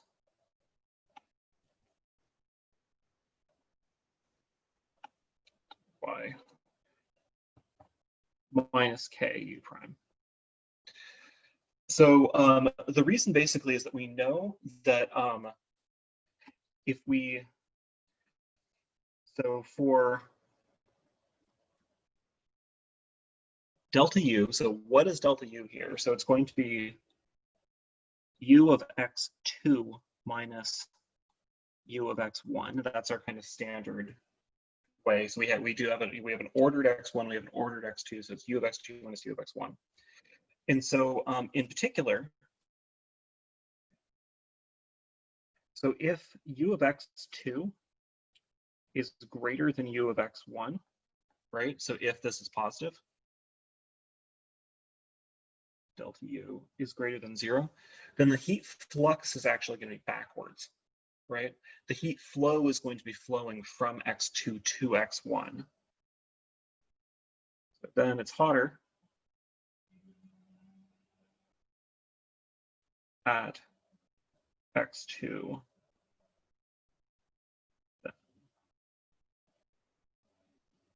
at x1. So heat flows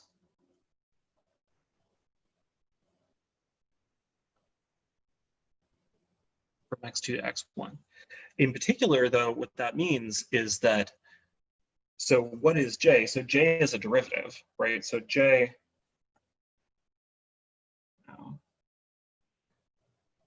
j of x is actually a derivative, right? So this is d dx of,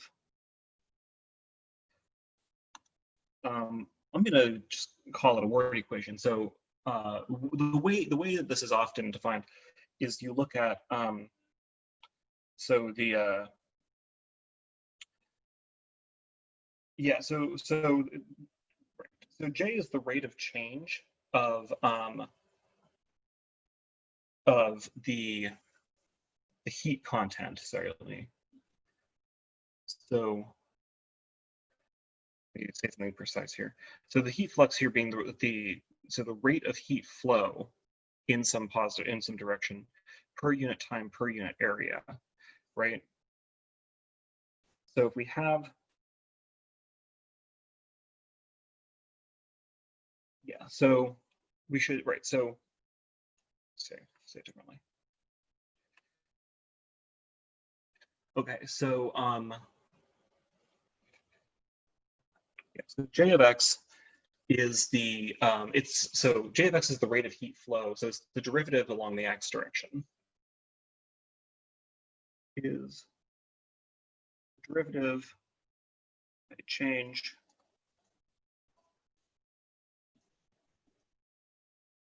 of heat flow as we move in the x direction.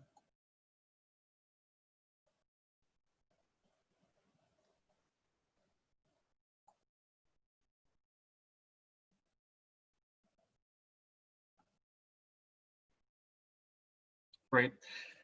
So what we're looking at is the heat flow, which is going to be proportional to the temperature difference at some point, right? We can say, okay, how much heat is flowing at this one point? And now we want to know, how is that changing as we move it in the x direction? And in particular, so in the setup, so if delta U is greater than 0, then that means that the heat is flowing from x2 to x1. So then the heat flow is flowing through, say, some point x1 or some point halfway in between. But it's going against the direction of increasing x. So if delta U is greater than 0, then the change in heat is against the direction of increasing x.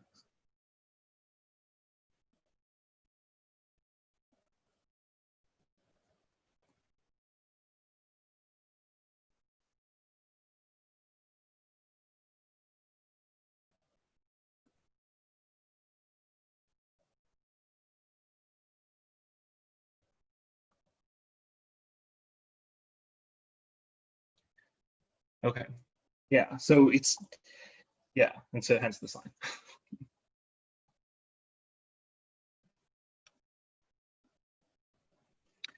Yeah, it's non-trivial though. So thank you. And if there are any questions about it, I'm more than happy to sit with this point for a little bit longer, because the fact, yeah, the fact that, you know, yeah, the fact that when you increase, you're increasing the temperature difference. When you increase the temperature as you move in the x direction, actually you're increasing the temperature difference. So actually heat is flowing backwards. Is non-trivial. So I'm more than happy to stick with that for a moment if there are any other questions about it.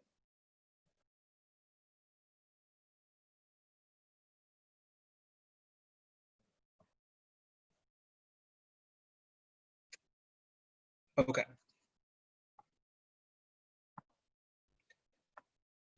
So one of the things to remember as well is that what this actually means is that if the heat flux is non-trivial, then that means that we've got heat flowing into the segments, and so things should be heating up. So we want to look at a situation that we'll look at often, and this is where we're going to start. Then we're going to start looking at slightly changing situations. We can say, so what if we're in a situation where we're actually at thermal equilibrium? So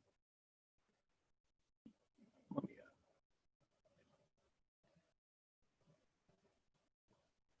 grab that.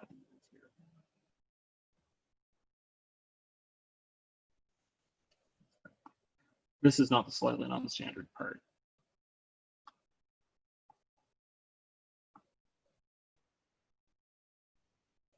The use of J is slightly non-standard.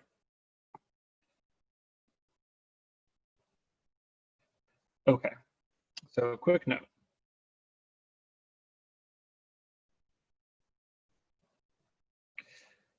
Well, okay, actually.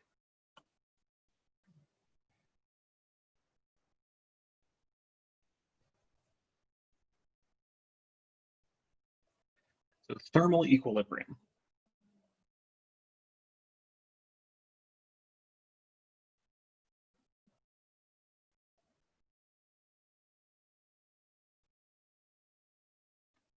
So J should really be thought of as a difference in heat content, right? So in particular, so J is saying that yeah. So, well, okay, we'll get to this in a second. But so let's okay. So thermal equilibrium. So the situation, the first situation that we're interested in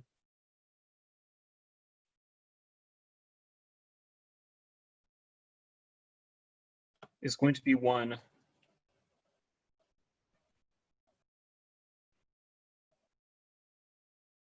sorry. I actually define this. So thermal equilibrium occurs when none of the temperatures are actually changing. Thermal equilibrium occurs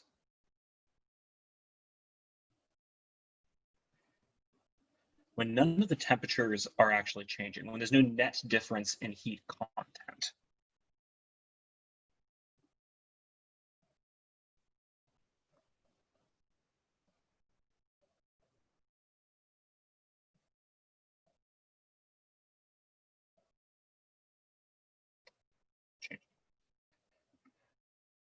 So in moving towards our sort of, thinking about, our, how do we construct like an entire thermal model for something like a building? Let's look at, sorry, what do you call this, the definition?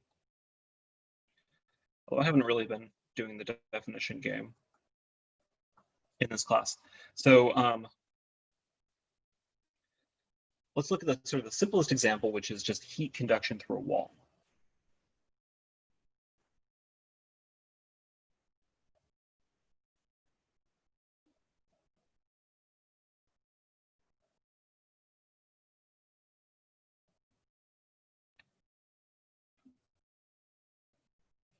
Okay. So in heat conduction through a wall, say that we have an inside, draw the picture, inside, which has some temperature U1. We've got the wall, which has area A.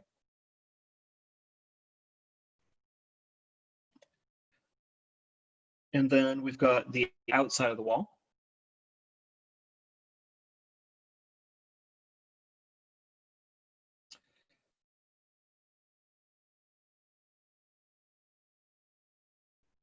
This is going to be U2. So we've got some other temperature outside. And we've got heat in theory. So we'll put the inside of the wall at x equals 0, the outside of the wall at x equals L. And what we want to understand is how then heat conducts through the wall.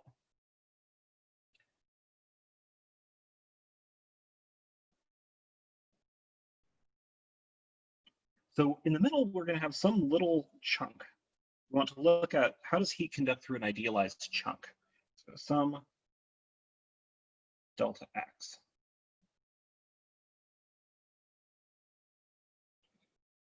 We want to understand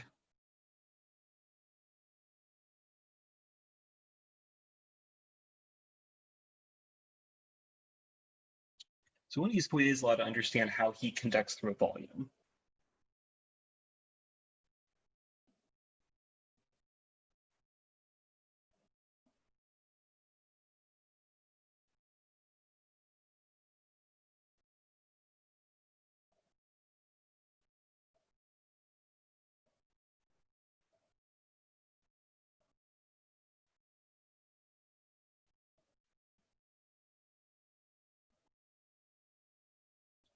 So for now, of course, we're just going to assume that, that the volume is actually just one kind of material.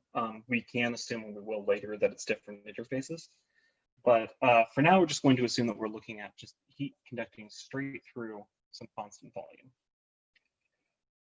So in the section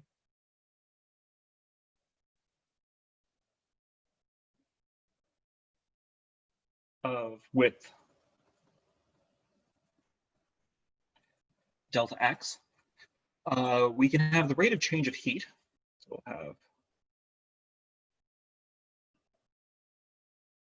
the rate of change of heat in delta x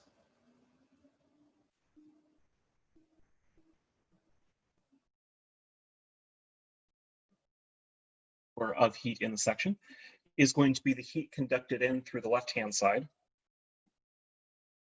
or it's going to be the heat conducted in. So let's say this is 1 minus x2. So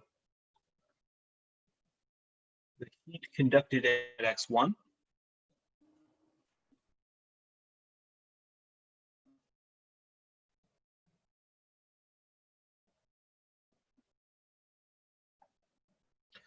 minus the heat conducted out at x2.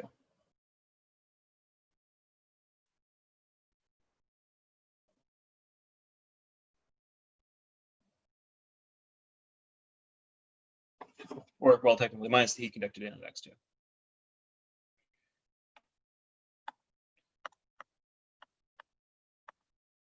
I should in and out are of course signed, so I should be careful about using those words. Okay, so by assumption here that we're at equilibrium. So in the equilibrium situation is that no temperatures are changing. So what that means is that, okay, so it might be, 30 degrees inside or 25 degrees inside and 15 degrees outside. But it's that, that is fixed. The temperature is, neither of those temperatures are moving and neither is any of the temperature in the wall. We've reached a thermal equilibrium. So at thermal equilibrium, the left-hand side here is going to be 0, right? So the heat being, so the change in the heat content is going to be 0. Now, quickly, so that doesn't necessarily mean that heat isn't moving through. It just means that the exact same amount of heat is entering as leaving, right? So the picture here, so at thermal equilibrium, the heat content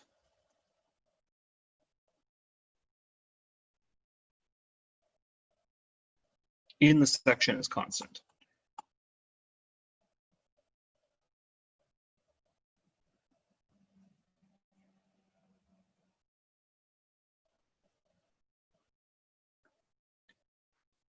So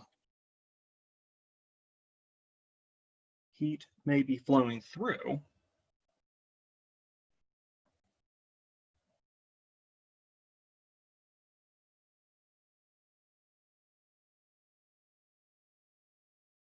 there's just no net change.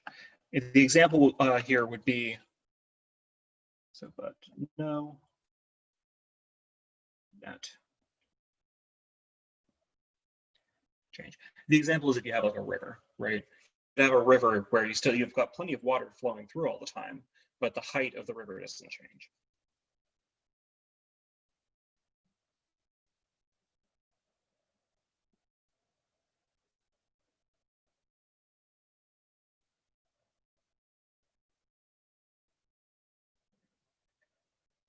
Imagine having some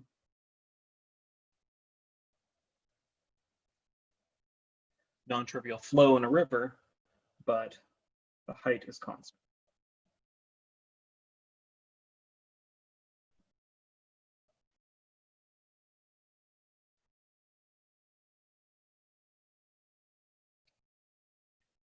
Okay, so practically what that means is that the left-hand side is 0, right? So we're going to have So the rate of change of heat in the section, okay, so we've got no net change of heat in the section, but that is potentially equal to some non-zero flow in, right? J of X times the area.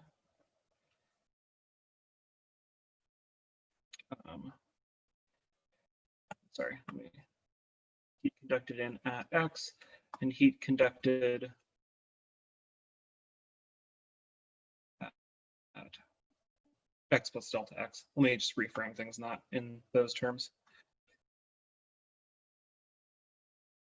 So we've got some flux at X, right? Some net movement of heat in the positive X direction. Of course, it could be negative, but some flux there. And then we've got some flux leaving at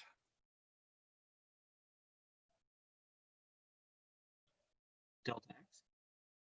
And so, of course, this allows us now to write a differential equation.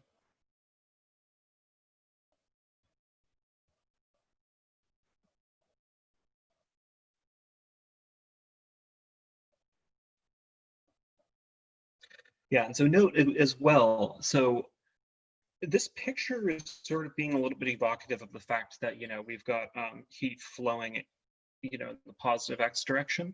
But if in fact he was flowing the negative X direction, so in fact, if it was hotter outside than it was inside, as an example, everything here, this word equation still works. It's just that the signs of these things are secretly going to be negative.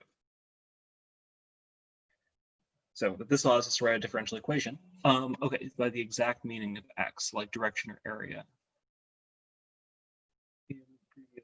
Yeah, so right, so basically it's because we've actually, in this, so it's because we've fixed an ordering here, right? So when you take a derivative, right, you're always assuming that you've actually fixed an orientation on X, right? Like if I ask whether or not you know, the temperature on, you know, the counter behind me is increasing positively or negatively, you have to tell me, well, wait a second, which direction are you going, right? Are you going forward or are you going backward? Because there isn't a God-given direction, right? So what we've done implicitly, and I'm glad you're asking, because it's really subtle, and you know, we don't usually think about things this way. What we've done implicitly here is we have fixed a direction, right? We have said that we are going to, we fixed this picture. Inside is going to be, say, 0, and outside is going to be L. We could absolutely have fixed the reverse picture, right? Where outside was larger and inside was smaller. And that's fine. And as we go through and we work everything out, we would get something similar.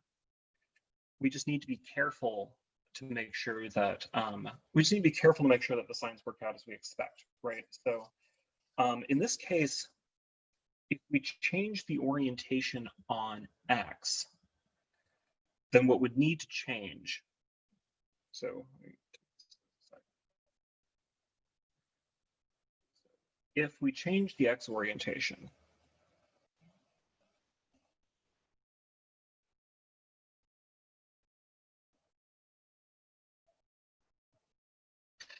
what we're effectively doing is, so say X suddenly is going to map to minus X, right? So we consider the outside to be less in X than the inside, as an example. Then we have to change the orientation on delta U.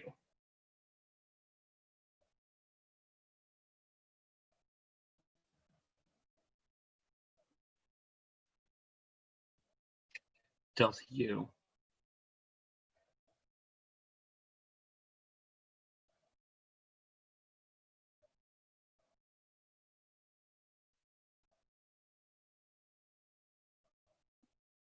To be right to left, right? So in this case, if we still want to say that this is X1 and this is X2, then delta U should suddenly become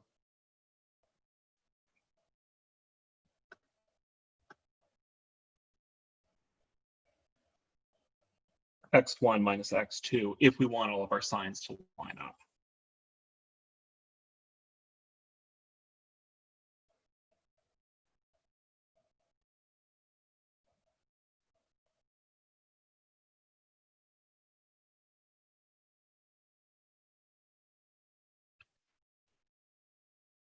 Is that, oh, sorry, let me just,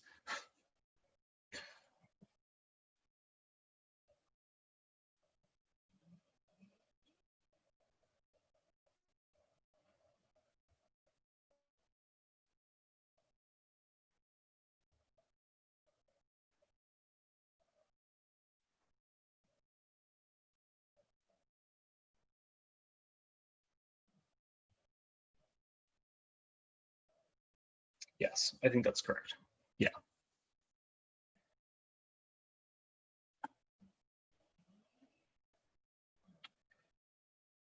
Right, so in this case, yeah, so when x is equal to 0 is the orientation of the direction. So basically the orientation here is I'm just making some call as to what the positive direction is. So when I say that I increase x, do I move left or right?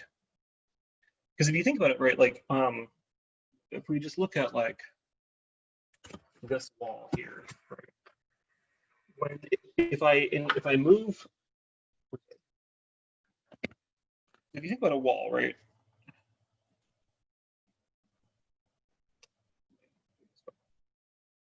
Let's say that we have a wall. And so my claim here now is that I'm on this side of the wall. Hello. And somebody else is on this side of the wall. And I've chosen this to be x equal to 0 and this to be x equal to L, right? But I could, so in particular, x increases as we move from me to you. So I choose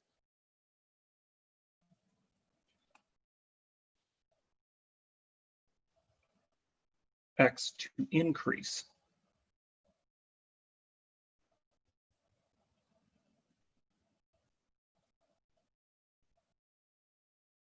from me to you. However, you could make a different choice, right?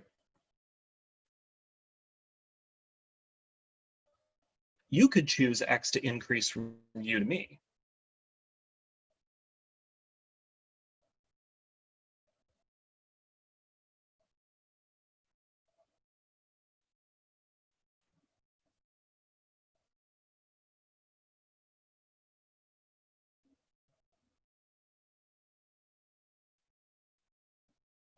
Right, you could make the choice x equals 0, x equals L, right? And that's fine. We just need to keep track of everything and make sure that we understand it. So in particular, if we, if we're careful and we have, you,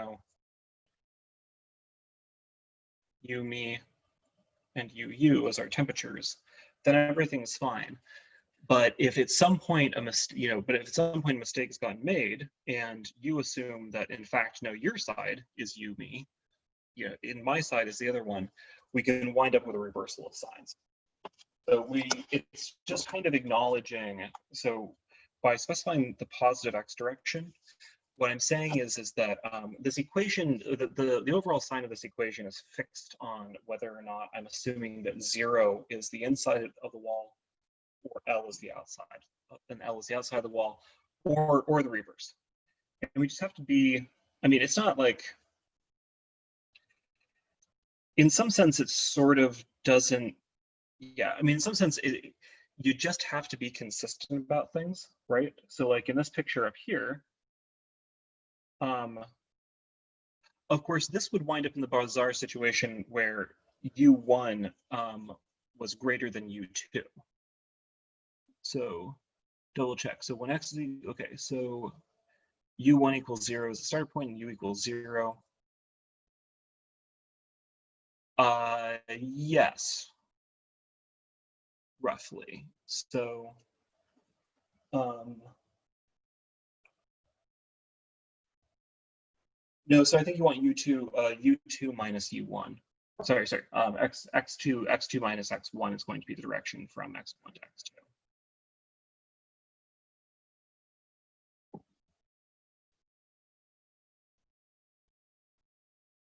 Yeah, so, and again, like this is all fine. So there's no problem with this until I do something like, so like in this equation, for instance, right? If you remember, I've defined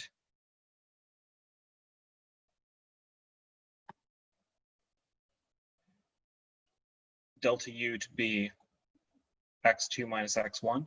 So as soon as I do that, so as soon as I make some kind of call on which direction the signs are going, then I just have to be a little bit careful when I write these things down.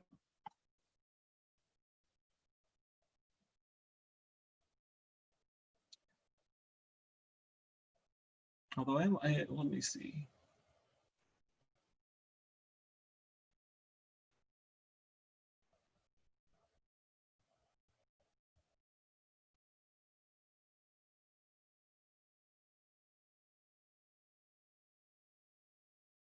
Yeah, I may be being overly complicated here.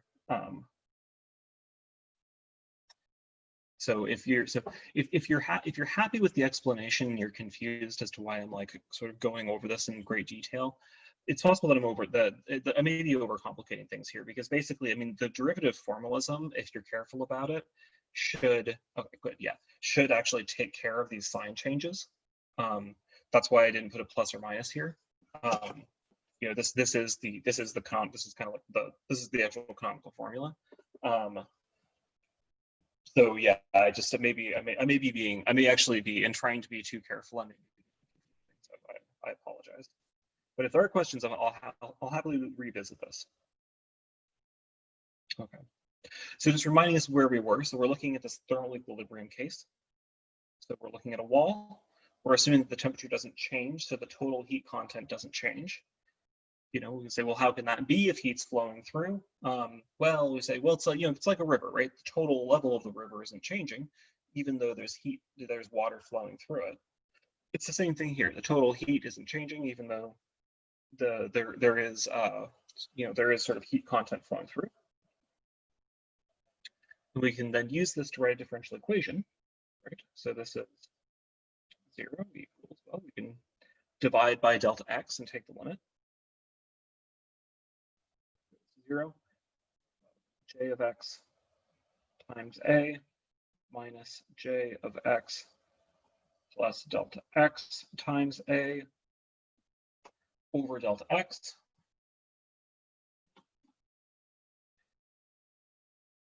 And this is just minus a times dj dx.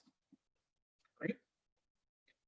But we have a formula for dj dx in terms of temperature, which is what we want this in terms of it always, because at the end of the day, temperature is the thing that we can measure. So the temperature then is A times d dx times minus k du dx is equal to A times k times d squared u dx squared. All right. So we have a new kind of differential equation.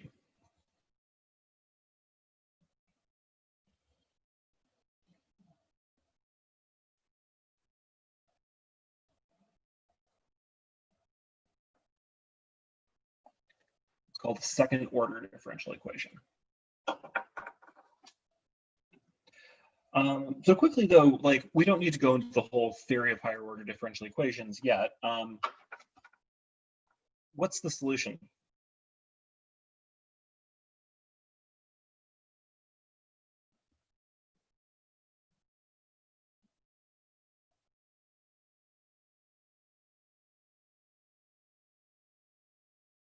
What do we have? So we've got that the spatial derivative with respect to x, there is no time derivative because we're in equilibrium. It's going to be simpler than that, is equal to 0.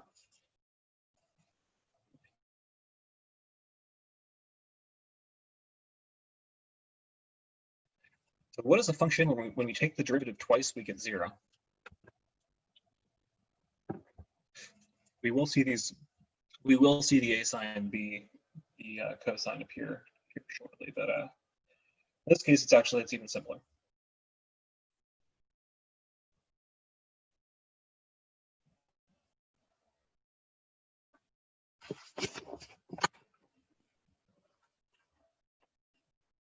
Exactly. Or more generally, ax plus c. So we can get it by just yeah, exactly. We can get it just by integrating twice.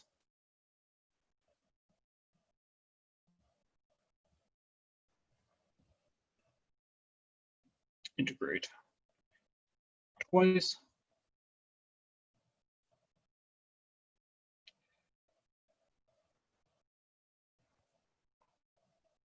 Well, yeah.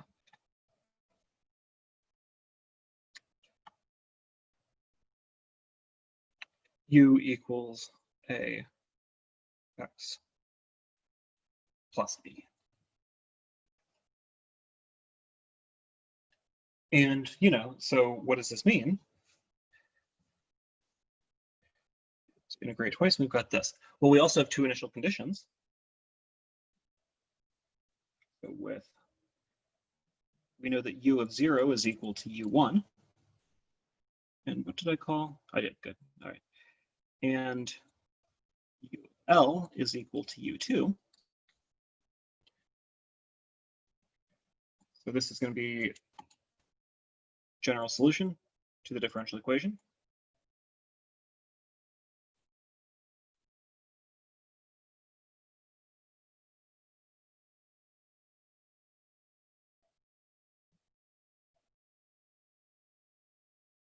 And then we can use the initial conditions.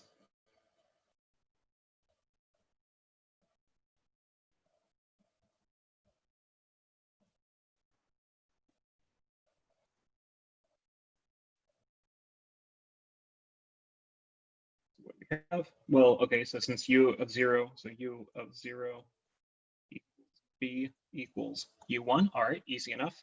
So then u of L equals AL plus u1 has got to be equal to u2, and what are we going to get?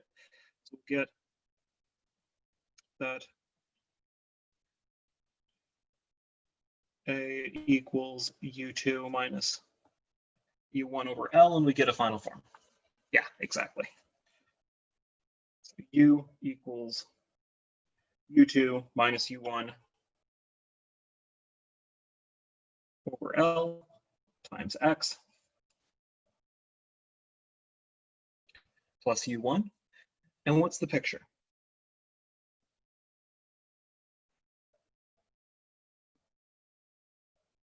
The picture is that we would expect then some nice linear temperature gradient across the wall. This is our wall.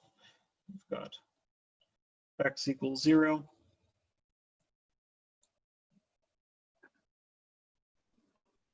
And we've got x equals L.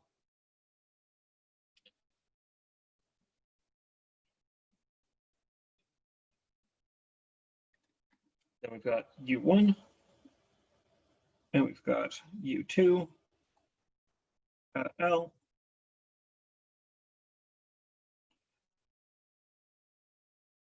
And everything works very nicely. Exactly, yes.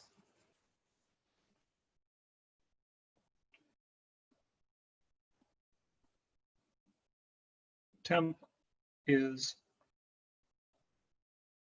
a lot.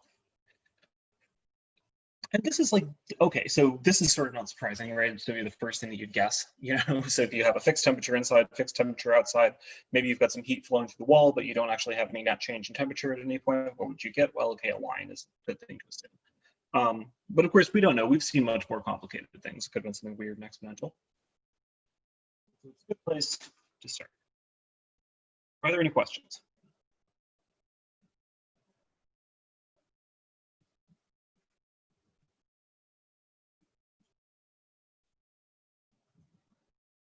Okay, so let's look at a slightly more complicated example.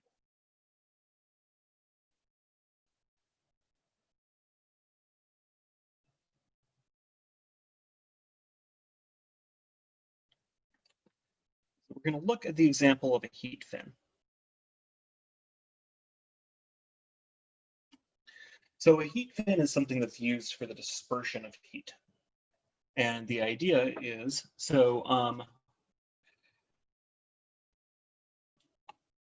heat fin for heat dispersion.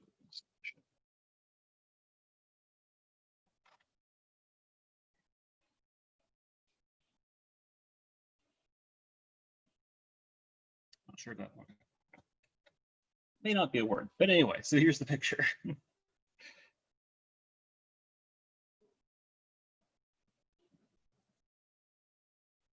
So we've got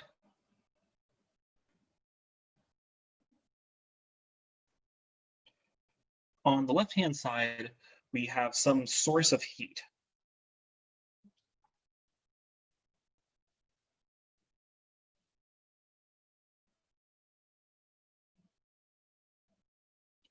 We've got some heat source. We've got our heat fin attached to it. The height of the heat fin is B. And the length of the heat fin is W.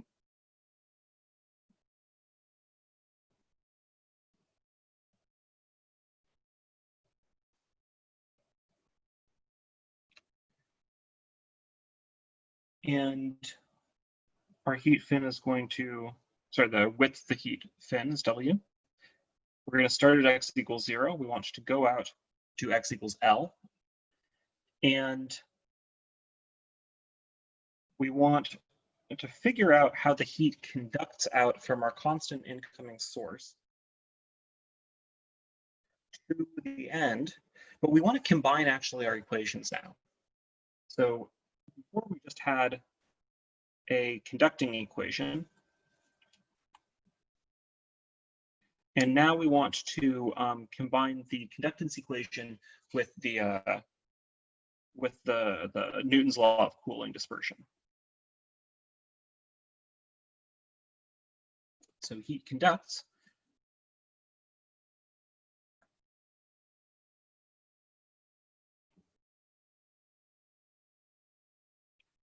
Using Fourier's law.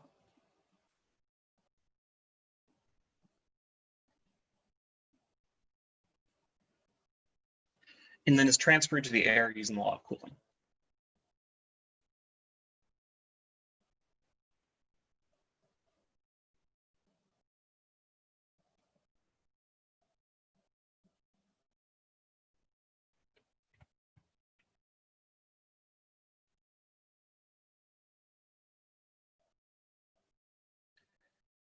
Okay, we're also going to make a big assumption here. And of course, in a more complicated model, we wouldn't make this assumption. We're going to make a big assumption that basically the temperature is constant in the W direction, and the only change in temperature is along the x-axis.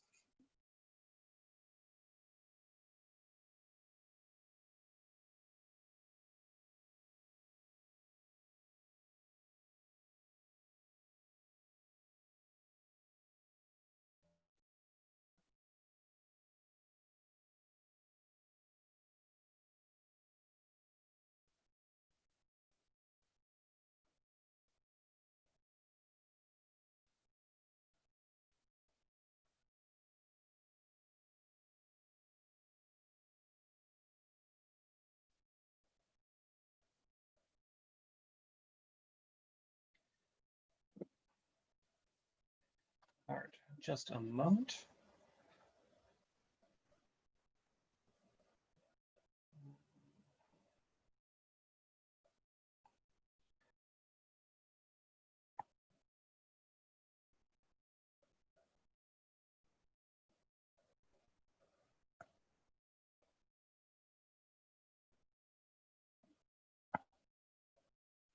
Sorry, we've had one node has yet again crashed, which probably.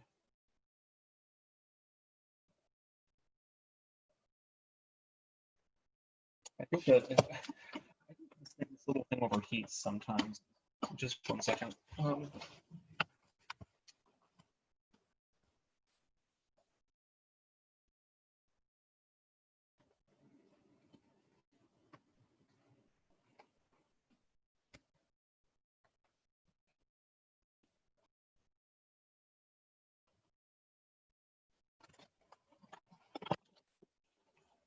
Try cooling it down with fake meat patties.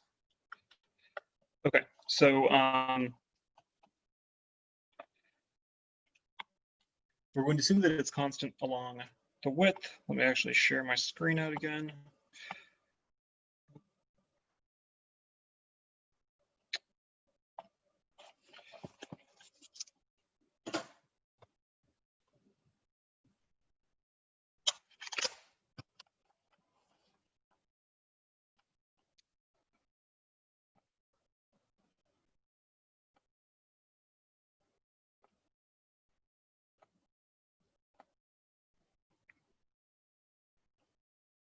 Okay.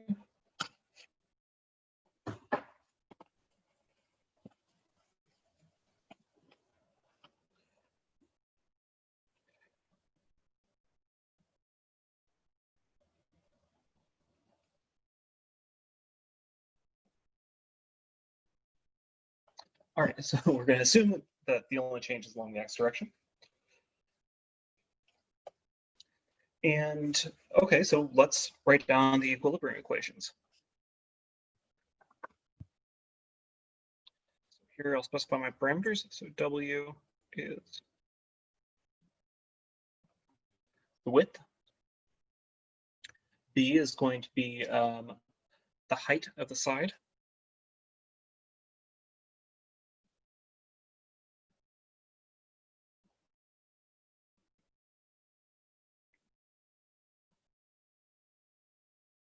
So the width of the fin, the height of the end, the fin, sorry, X parameterizes the width direction, or sorry, the length direction.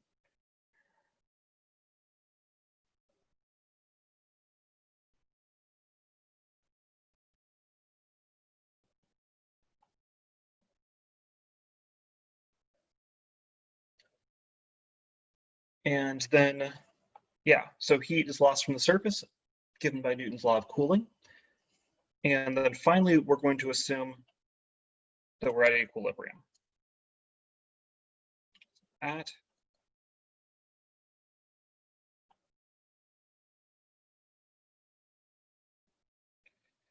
equilibrium. And so what do we have? So at equilibrium, we're going to have our sort of standard equations where so the rate of change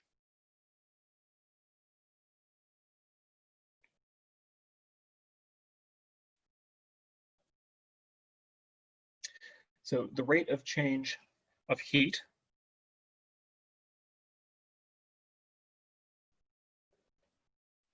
in the delta X segment.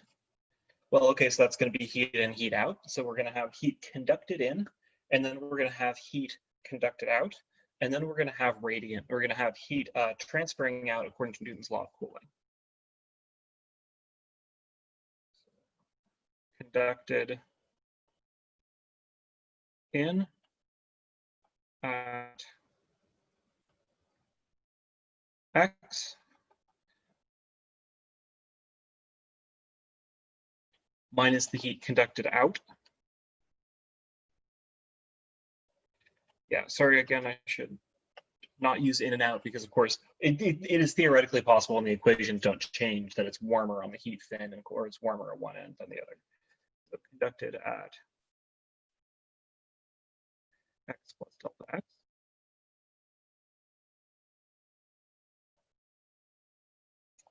And now we have a third equation. And so the third equation is going to be the heat that is transferring out according to Newton's law of cooling.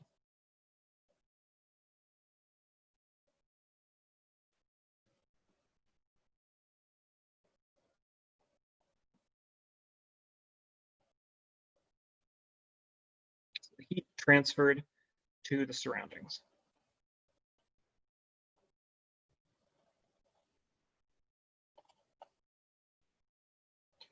So we'll add a constant parameter. US is going to be the heat of the surrounding temperature.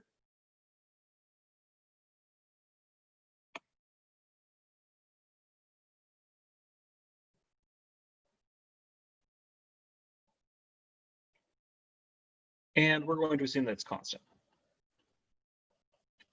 We don't have to, but it'll make things, for now, we're just going to assume that, whatever it is, either we have, a constant airflow across it or something that's going on where the surrounding temperature is going to be assumed constant.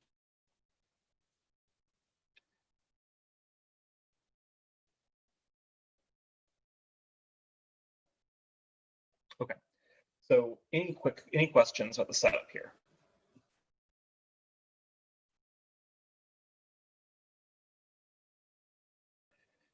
All right, so let's turn this into an equation. So we've got the rate of change of heat in delta X. Well, at equilibrium, that's going to be 0.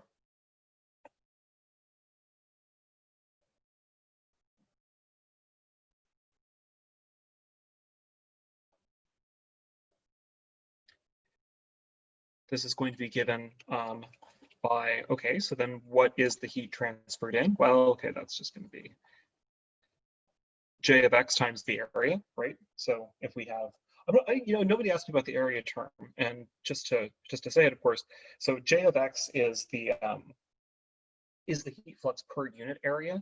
So the heat flux across the entire wall is we just multiply the heat flux per unit area times the area of the wall.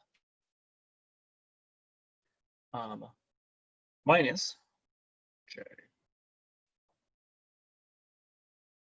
X plus delta X times A minus, okay, and so now we need to put in the Newton's law condition. So these are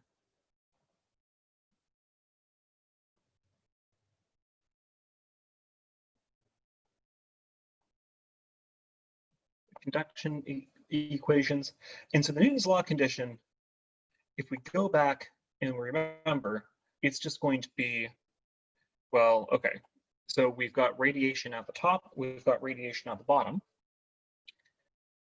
And so it's going to be the area here, so the surface area, S, times H, times the difference in temperature between the outside world and the temperature at that point. So we're going to say times U of X, and we should sort of specify X star minus U of S. So here, just to remind you, let's just say,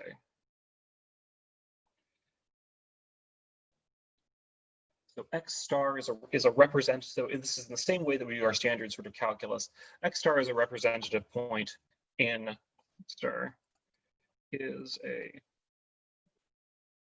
representative point in the interval from X to X plus delta X. There exists such a point that this holds, given the fact that everything is continuous. So that's okay. Of course, we're eventually going to take the limit delta goes to 0, and so sorry, delta X goes to 0, and so that's going to fix things for us. But let's also say that the surface area here, so the other thing here is the surface area. So S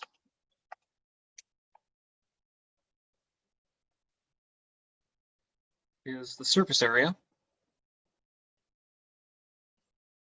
And we're just going to make a quick assumption to make the math a little bit easier. And that assumption is going to be that it doesn't even really make the math. Surface area, let's just assume for simplicity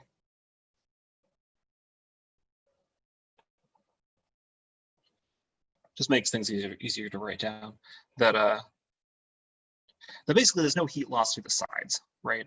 The B is much smaller than W. So there isn't really any heat loss through this side here. There will be a little bit, but not the majority of the heat loss is going to be along the top and the bottom. Let's say negligible.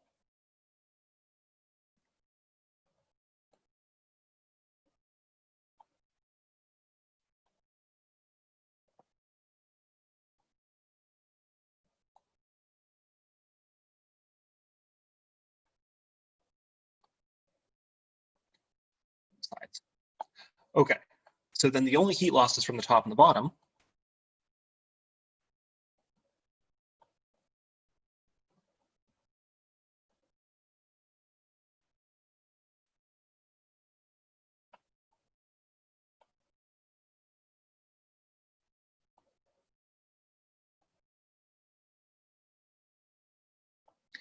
So in particular, S is going to be equal to, so we need the surface area at the top and the surface area at the top and the bottom together. And that is going to be, so 2 times the width times delta x.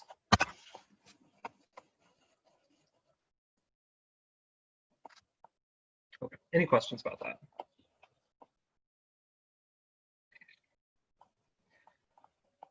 I don't even know. You know, I'm actually like, the book makes this approximation. I'm going to not make this approximation, right? Just say, so what is the total heat loss? Well, okay, look, it's the heat loss from the top and the bottom plus the heat loss from the sides. It just adds a constant anyway, sorry.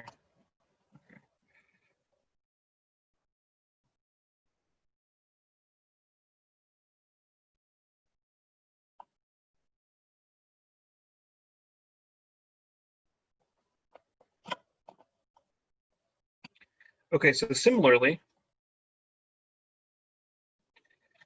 the area here is going to be this lateral area, right? So the area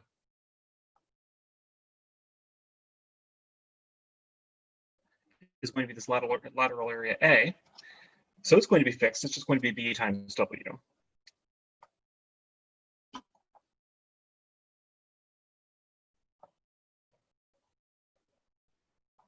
So we can write down the equation is 0 equals B times W, J of X minus J of X plus delta X minus 2 times W plus B times delta X times H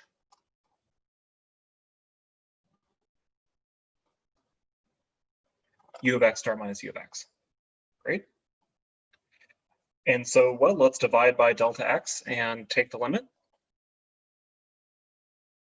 So 0 equals, the limit as delta X goes to 0 of,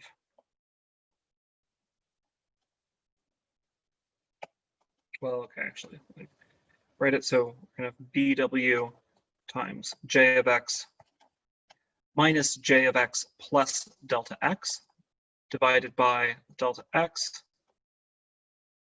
minus, well, okay, so the delta X just falls out of this side, right? So this will be minus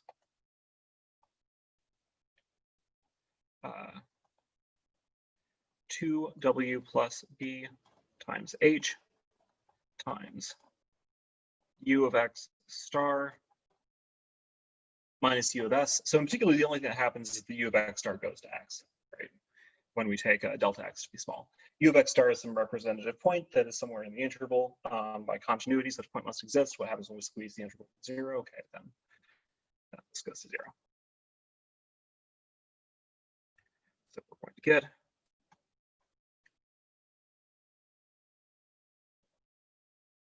oh, am I forgetting a K? No, we're not. No, I'm not forgetting the K yet. Good. So get minus BW dj dx minus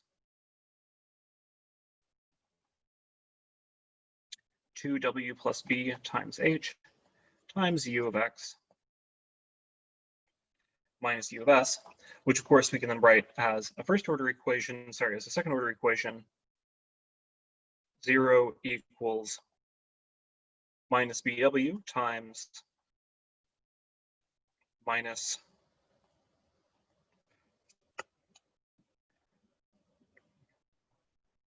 get here, so minus k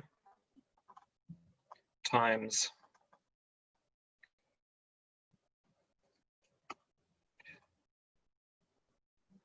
d squared u dx squared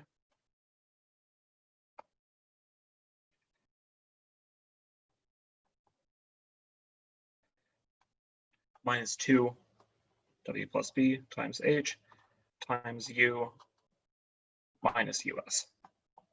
Okay. So this is now a little bit more complicated. But we can rewrite it, and we'll rewrite it in the following form.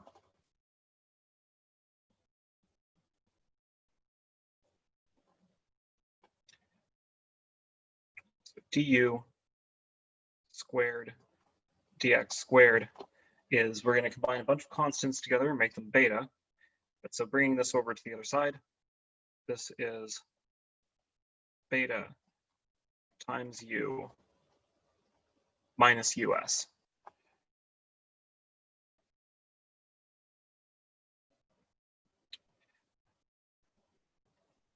Where beta is 2w plus b times h divided by bw.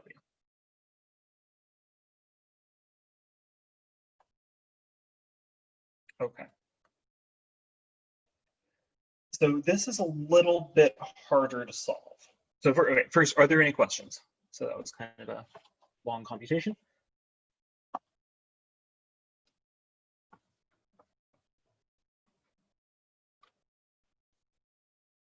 Okay, so this is a little bit harder to solve, but it actually turns out not much.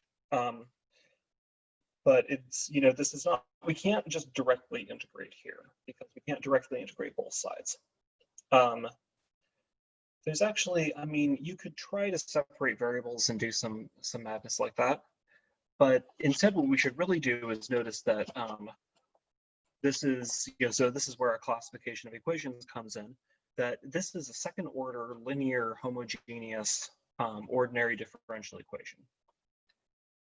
And as such, yeah, well, or the d squared du minus b is the operator, yeah. But we, as such, we can solve the thing. So this is second order linear constant coefficient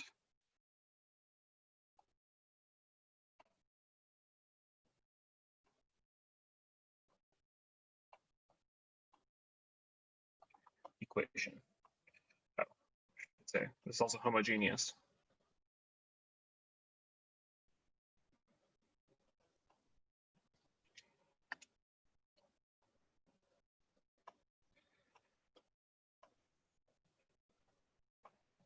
Okay. So in the last 10 minutes, I'll give you just a quick flavor of how these things are solved. And it turns out it's very easy. In fact, probably, yeah, it's homogeneous because the right-hand side, oh no, you're right, it's not homogeneous. Thank you. This is homogeneous. Yes, you're absolutely correct. You can make, so yeah, sorry. So yeah, this is not homogeneous. It's just not sort of fundamentally not homogeneous because you can shift it to be homogeneous. But thank you, that was a good catch. So let's just go. How do we solve such things?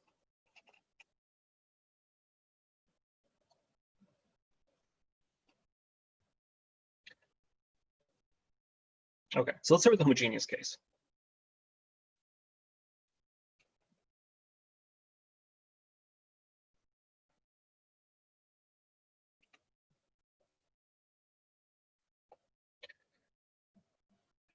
So we can substitute AX. I wanted to say a quick word about why we do that. So, because again, seeing the tactic, you're absolutely correct. That's what we're going to do, and it provides this really nice shortcut. So this is so for homogeneous second order differential equations with constant coefficients, we can write them all like this, right? The linear means that there's no contact terms.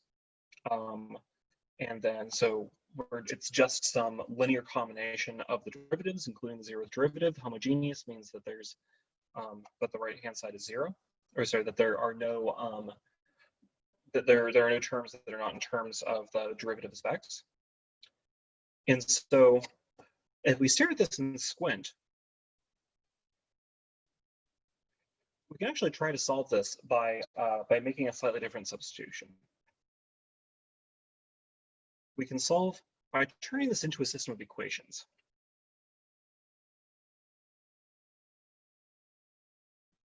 Into a pair of first order equations.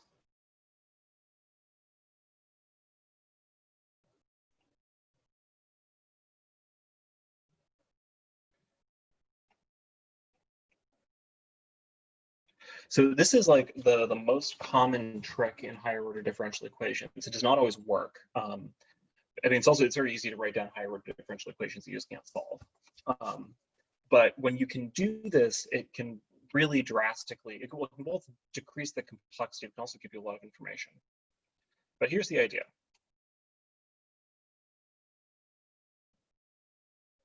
Let's write x prime equals y.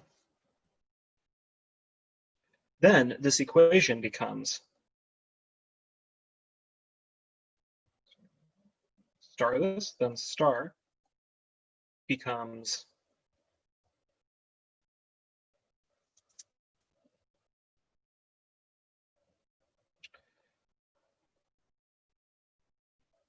ay prime. Well, yeah. Right up, sorry, ay prime plus by plus cx equals 0, or y prime equals minus cx over a, ca times x minus ba times y. And so with the first equation, we have an actual system. And this is a first order linear system.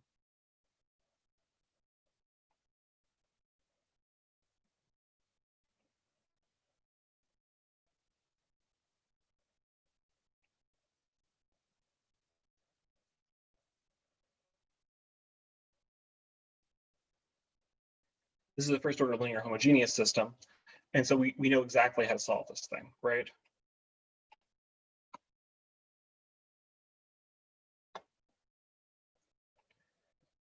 In particular, it means that as Sai noted in the comments, we know what the solutions are going to look like. The solutions are going to roughly look like sums of exponentials.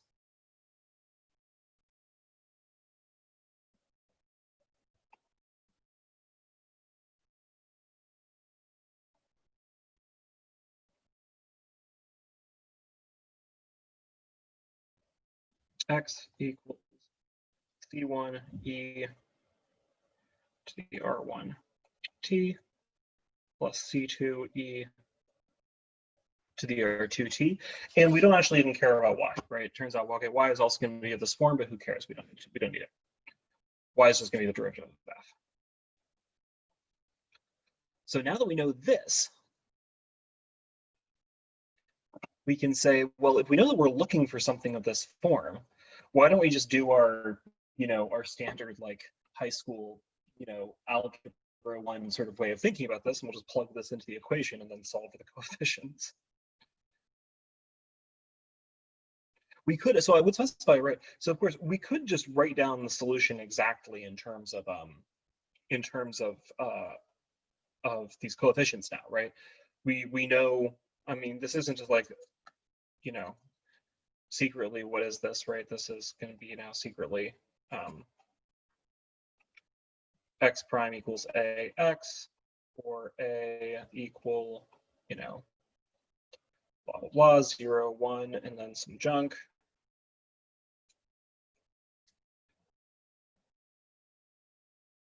Minus c over a minus b over a. We could sit down and we could figure out the eigenvalues and the eigenvectors, and we could get ourselves an explicit solution. But I'm more interested, we're going to be more interested in basically, first, this is, so I'm going to show you a trick that's much faster. But second, well, both these methods actually generalize pretty far, but this is, I don't know, it's faster. Probably most of you have seen this before. So we're looking for equations of the form of this form.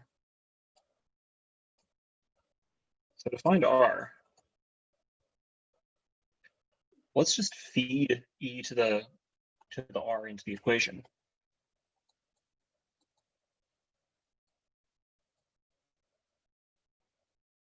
E to the RT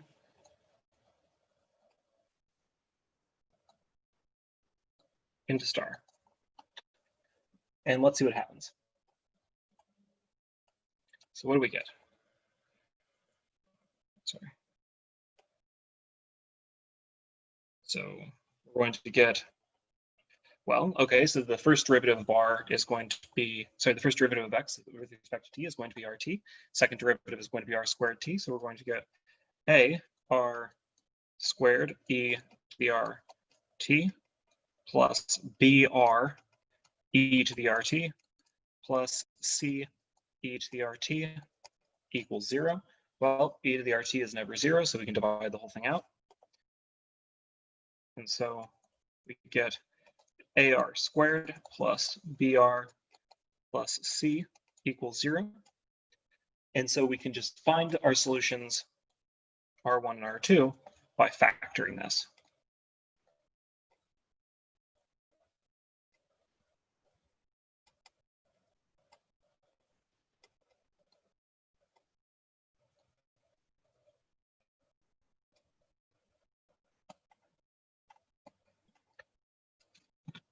And there we go. So in particular,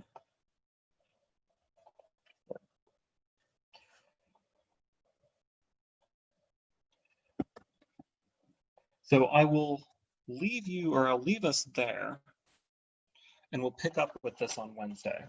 So we'll just go quickly over the theory. So we'll finish off this theory of homogeneous solutions. Then we'll quickly do the theory of non-homogeneous solutions. So this is fairly straightforward, and I would imagine something that a lot of you have seen before. And then we'll show how these wind up actually applying to the case of the heat fin. We'll solve that. And then on Wednesday, we'll build out these sort of multi-compartment models, right? So now that we have our mechanism, we'll talk about a couple of other mechanisms of heat transfer, and then we'll talk about a couple of different ways we can combine these models to actually compute some interesting things, construct something that's a little more trivial. So I have not quite finished with the homework assignment for this week. I should finish it later today, and I'll be putting it up. Yeah. Are there any questions before I send you off into the morning, afternoon, or evening, depending on where you are?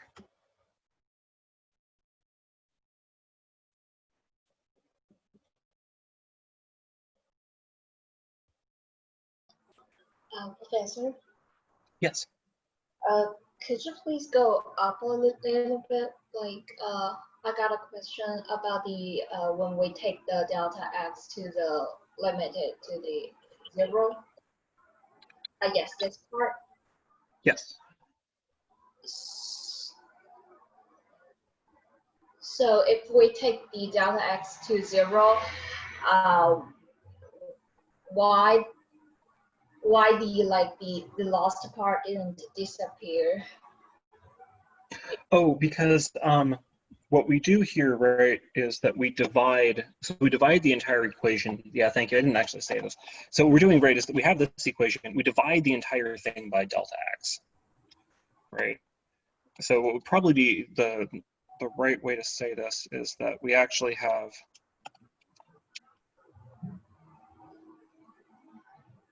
delta x times this, right? Yes. But we've got 0 on the left-hand side. So we can just put this whole thing over delta x. Oh, okay. Yeah, and then this term becomes a derivative, and this term with the delta x divides out. Oh, sure. Thank you so much. No, definitely. Thank you. I should have written this down. I kind of rushed over that. Any other questions?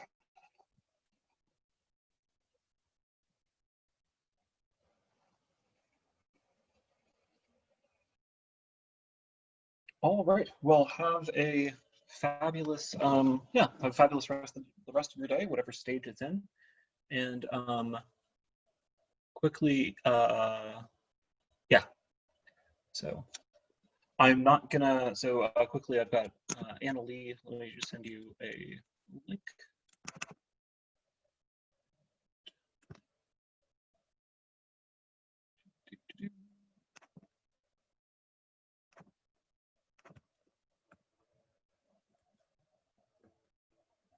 So if you want to join that meeting, I will jump out of this one. When it's done. Okay. I will see you guys on Wednesday, and I'll put in yeah, I'll see you guys on Wednesday, and I'll get the assignment uploaded later today.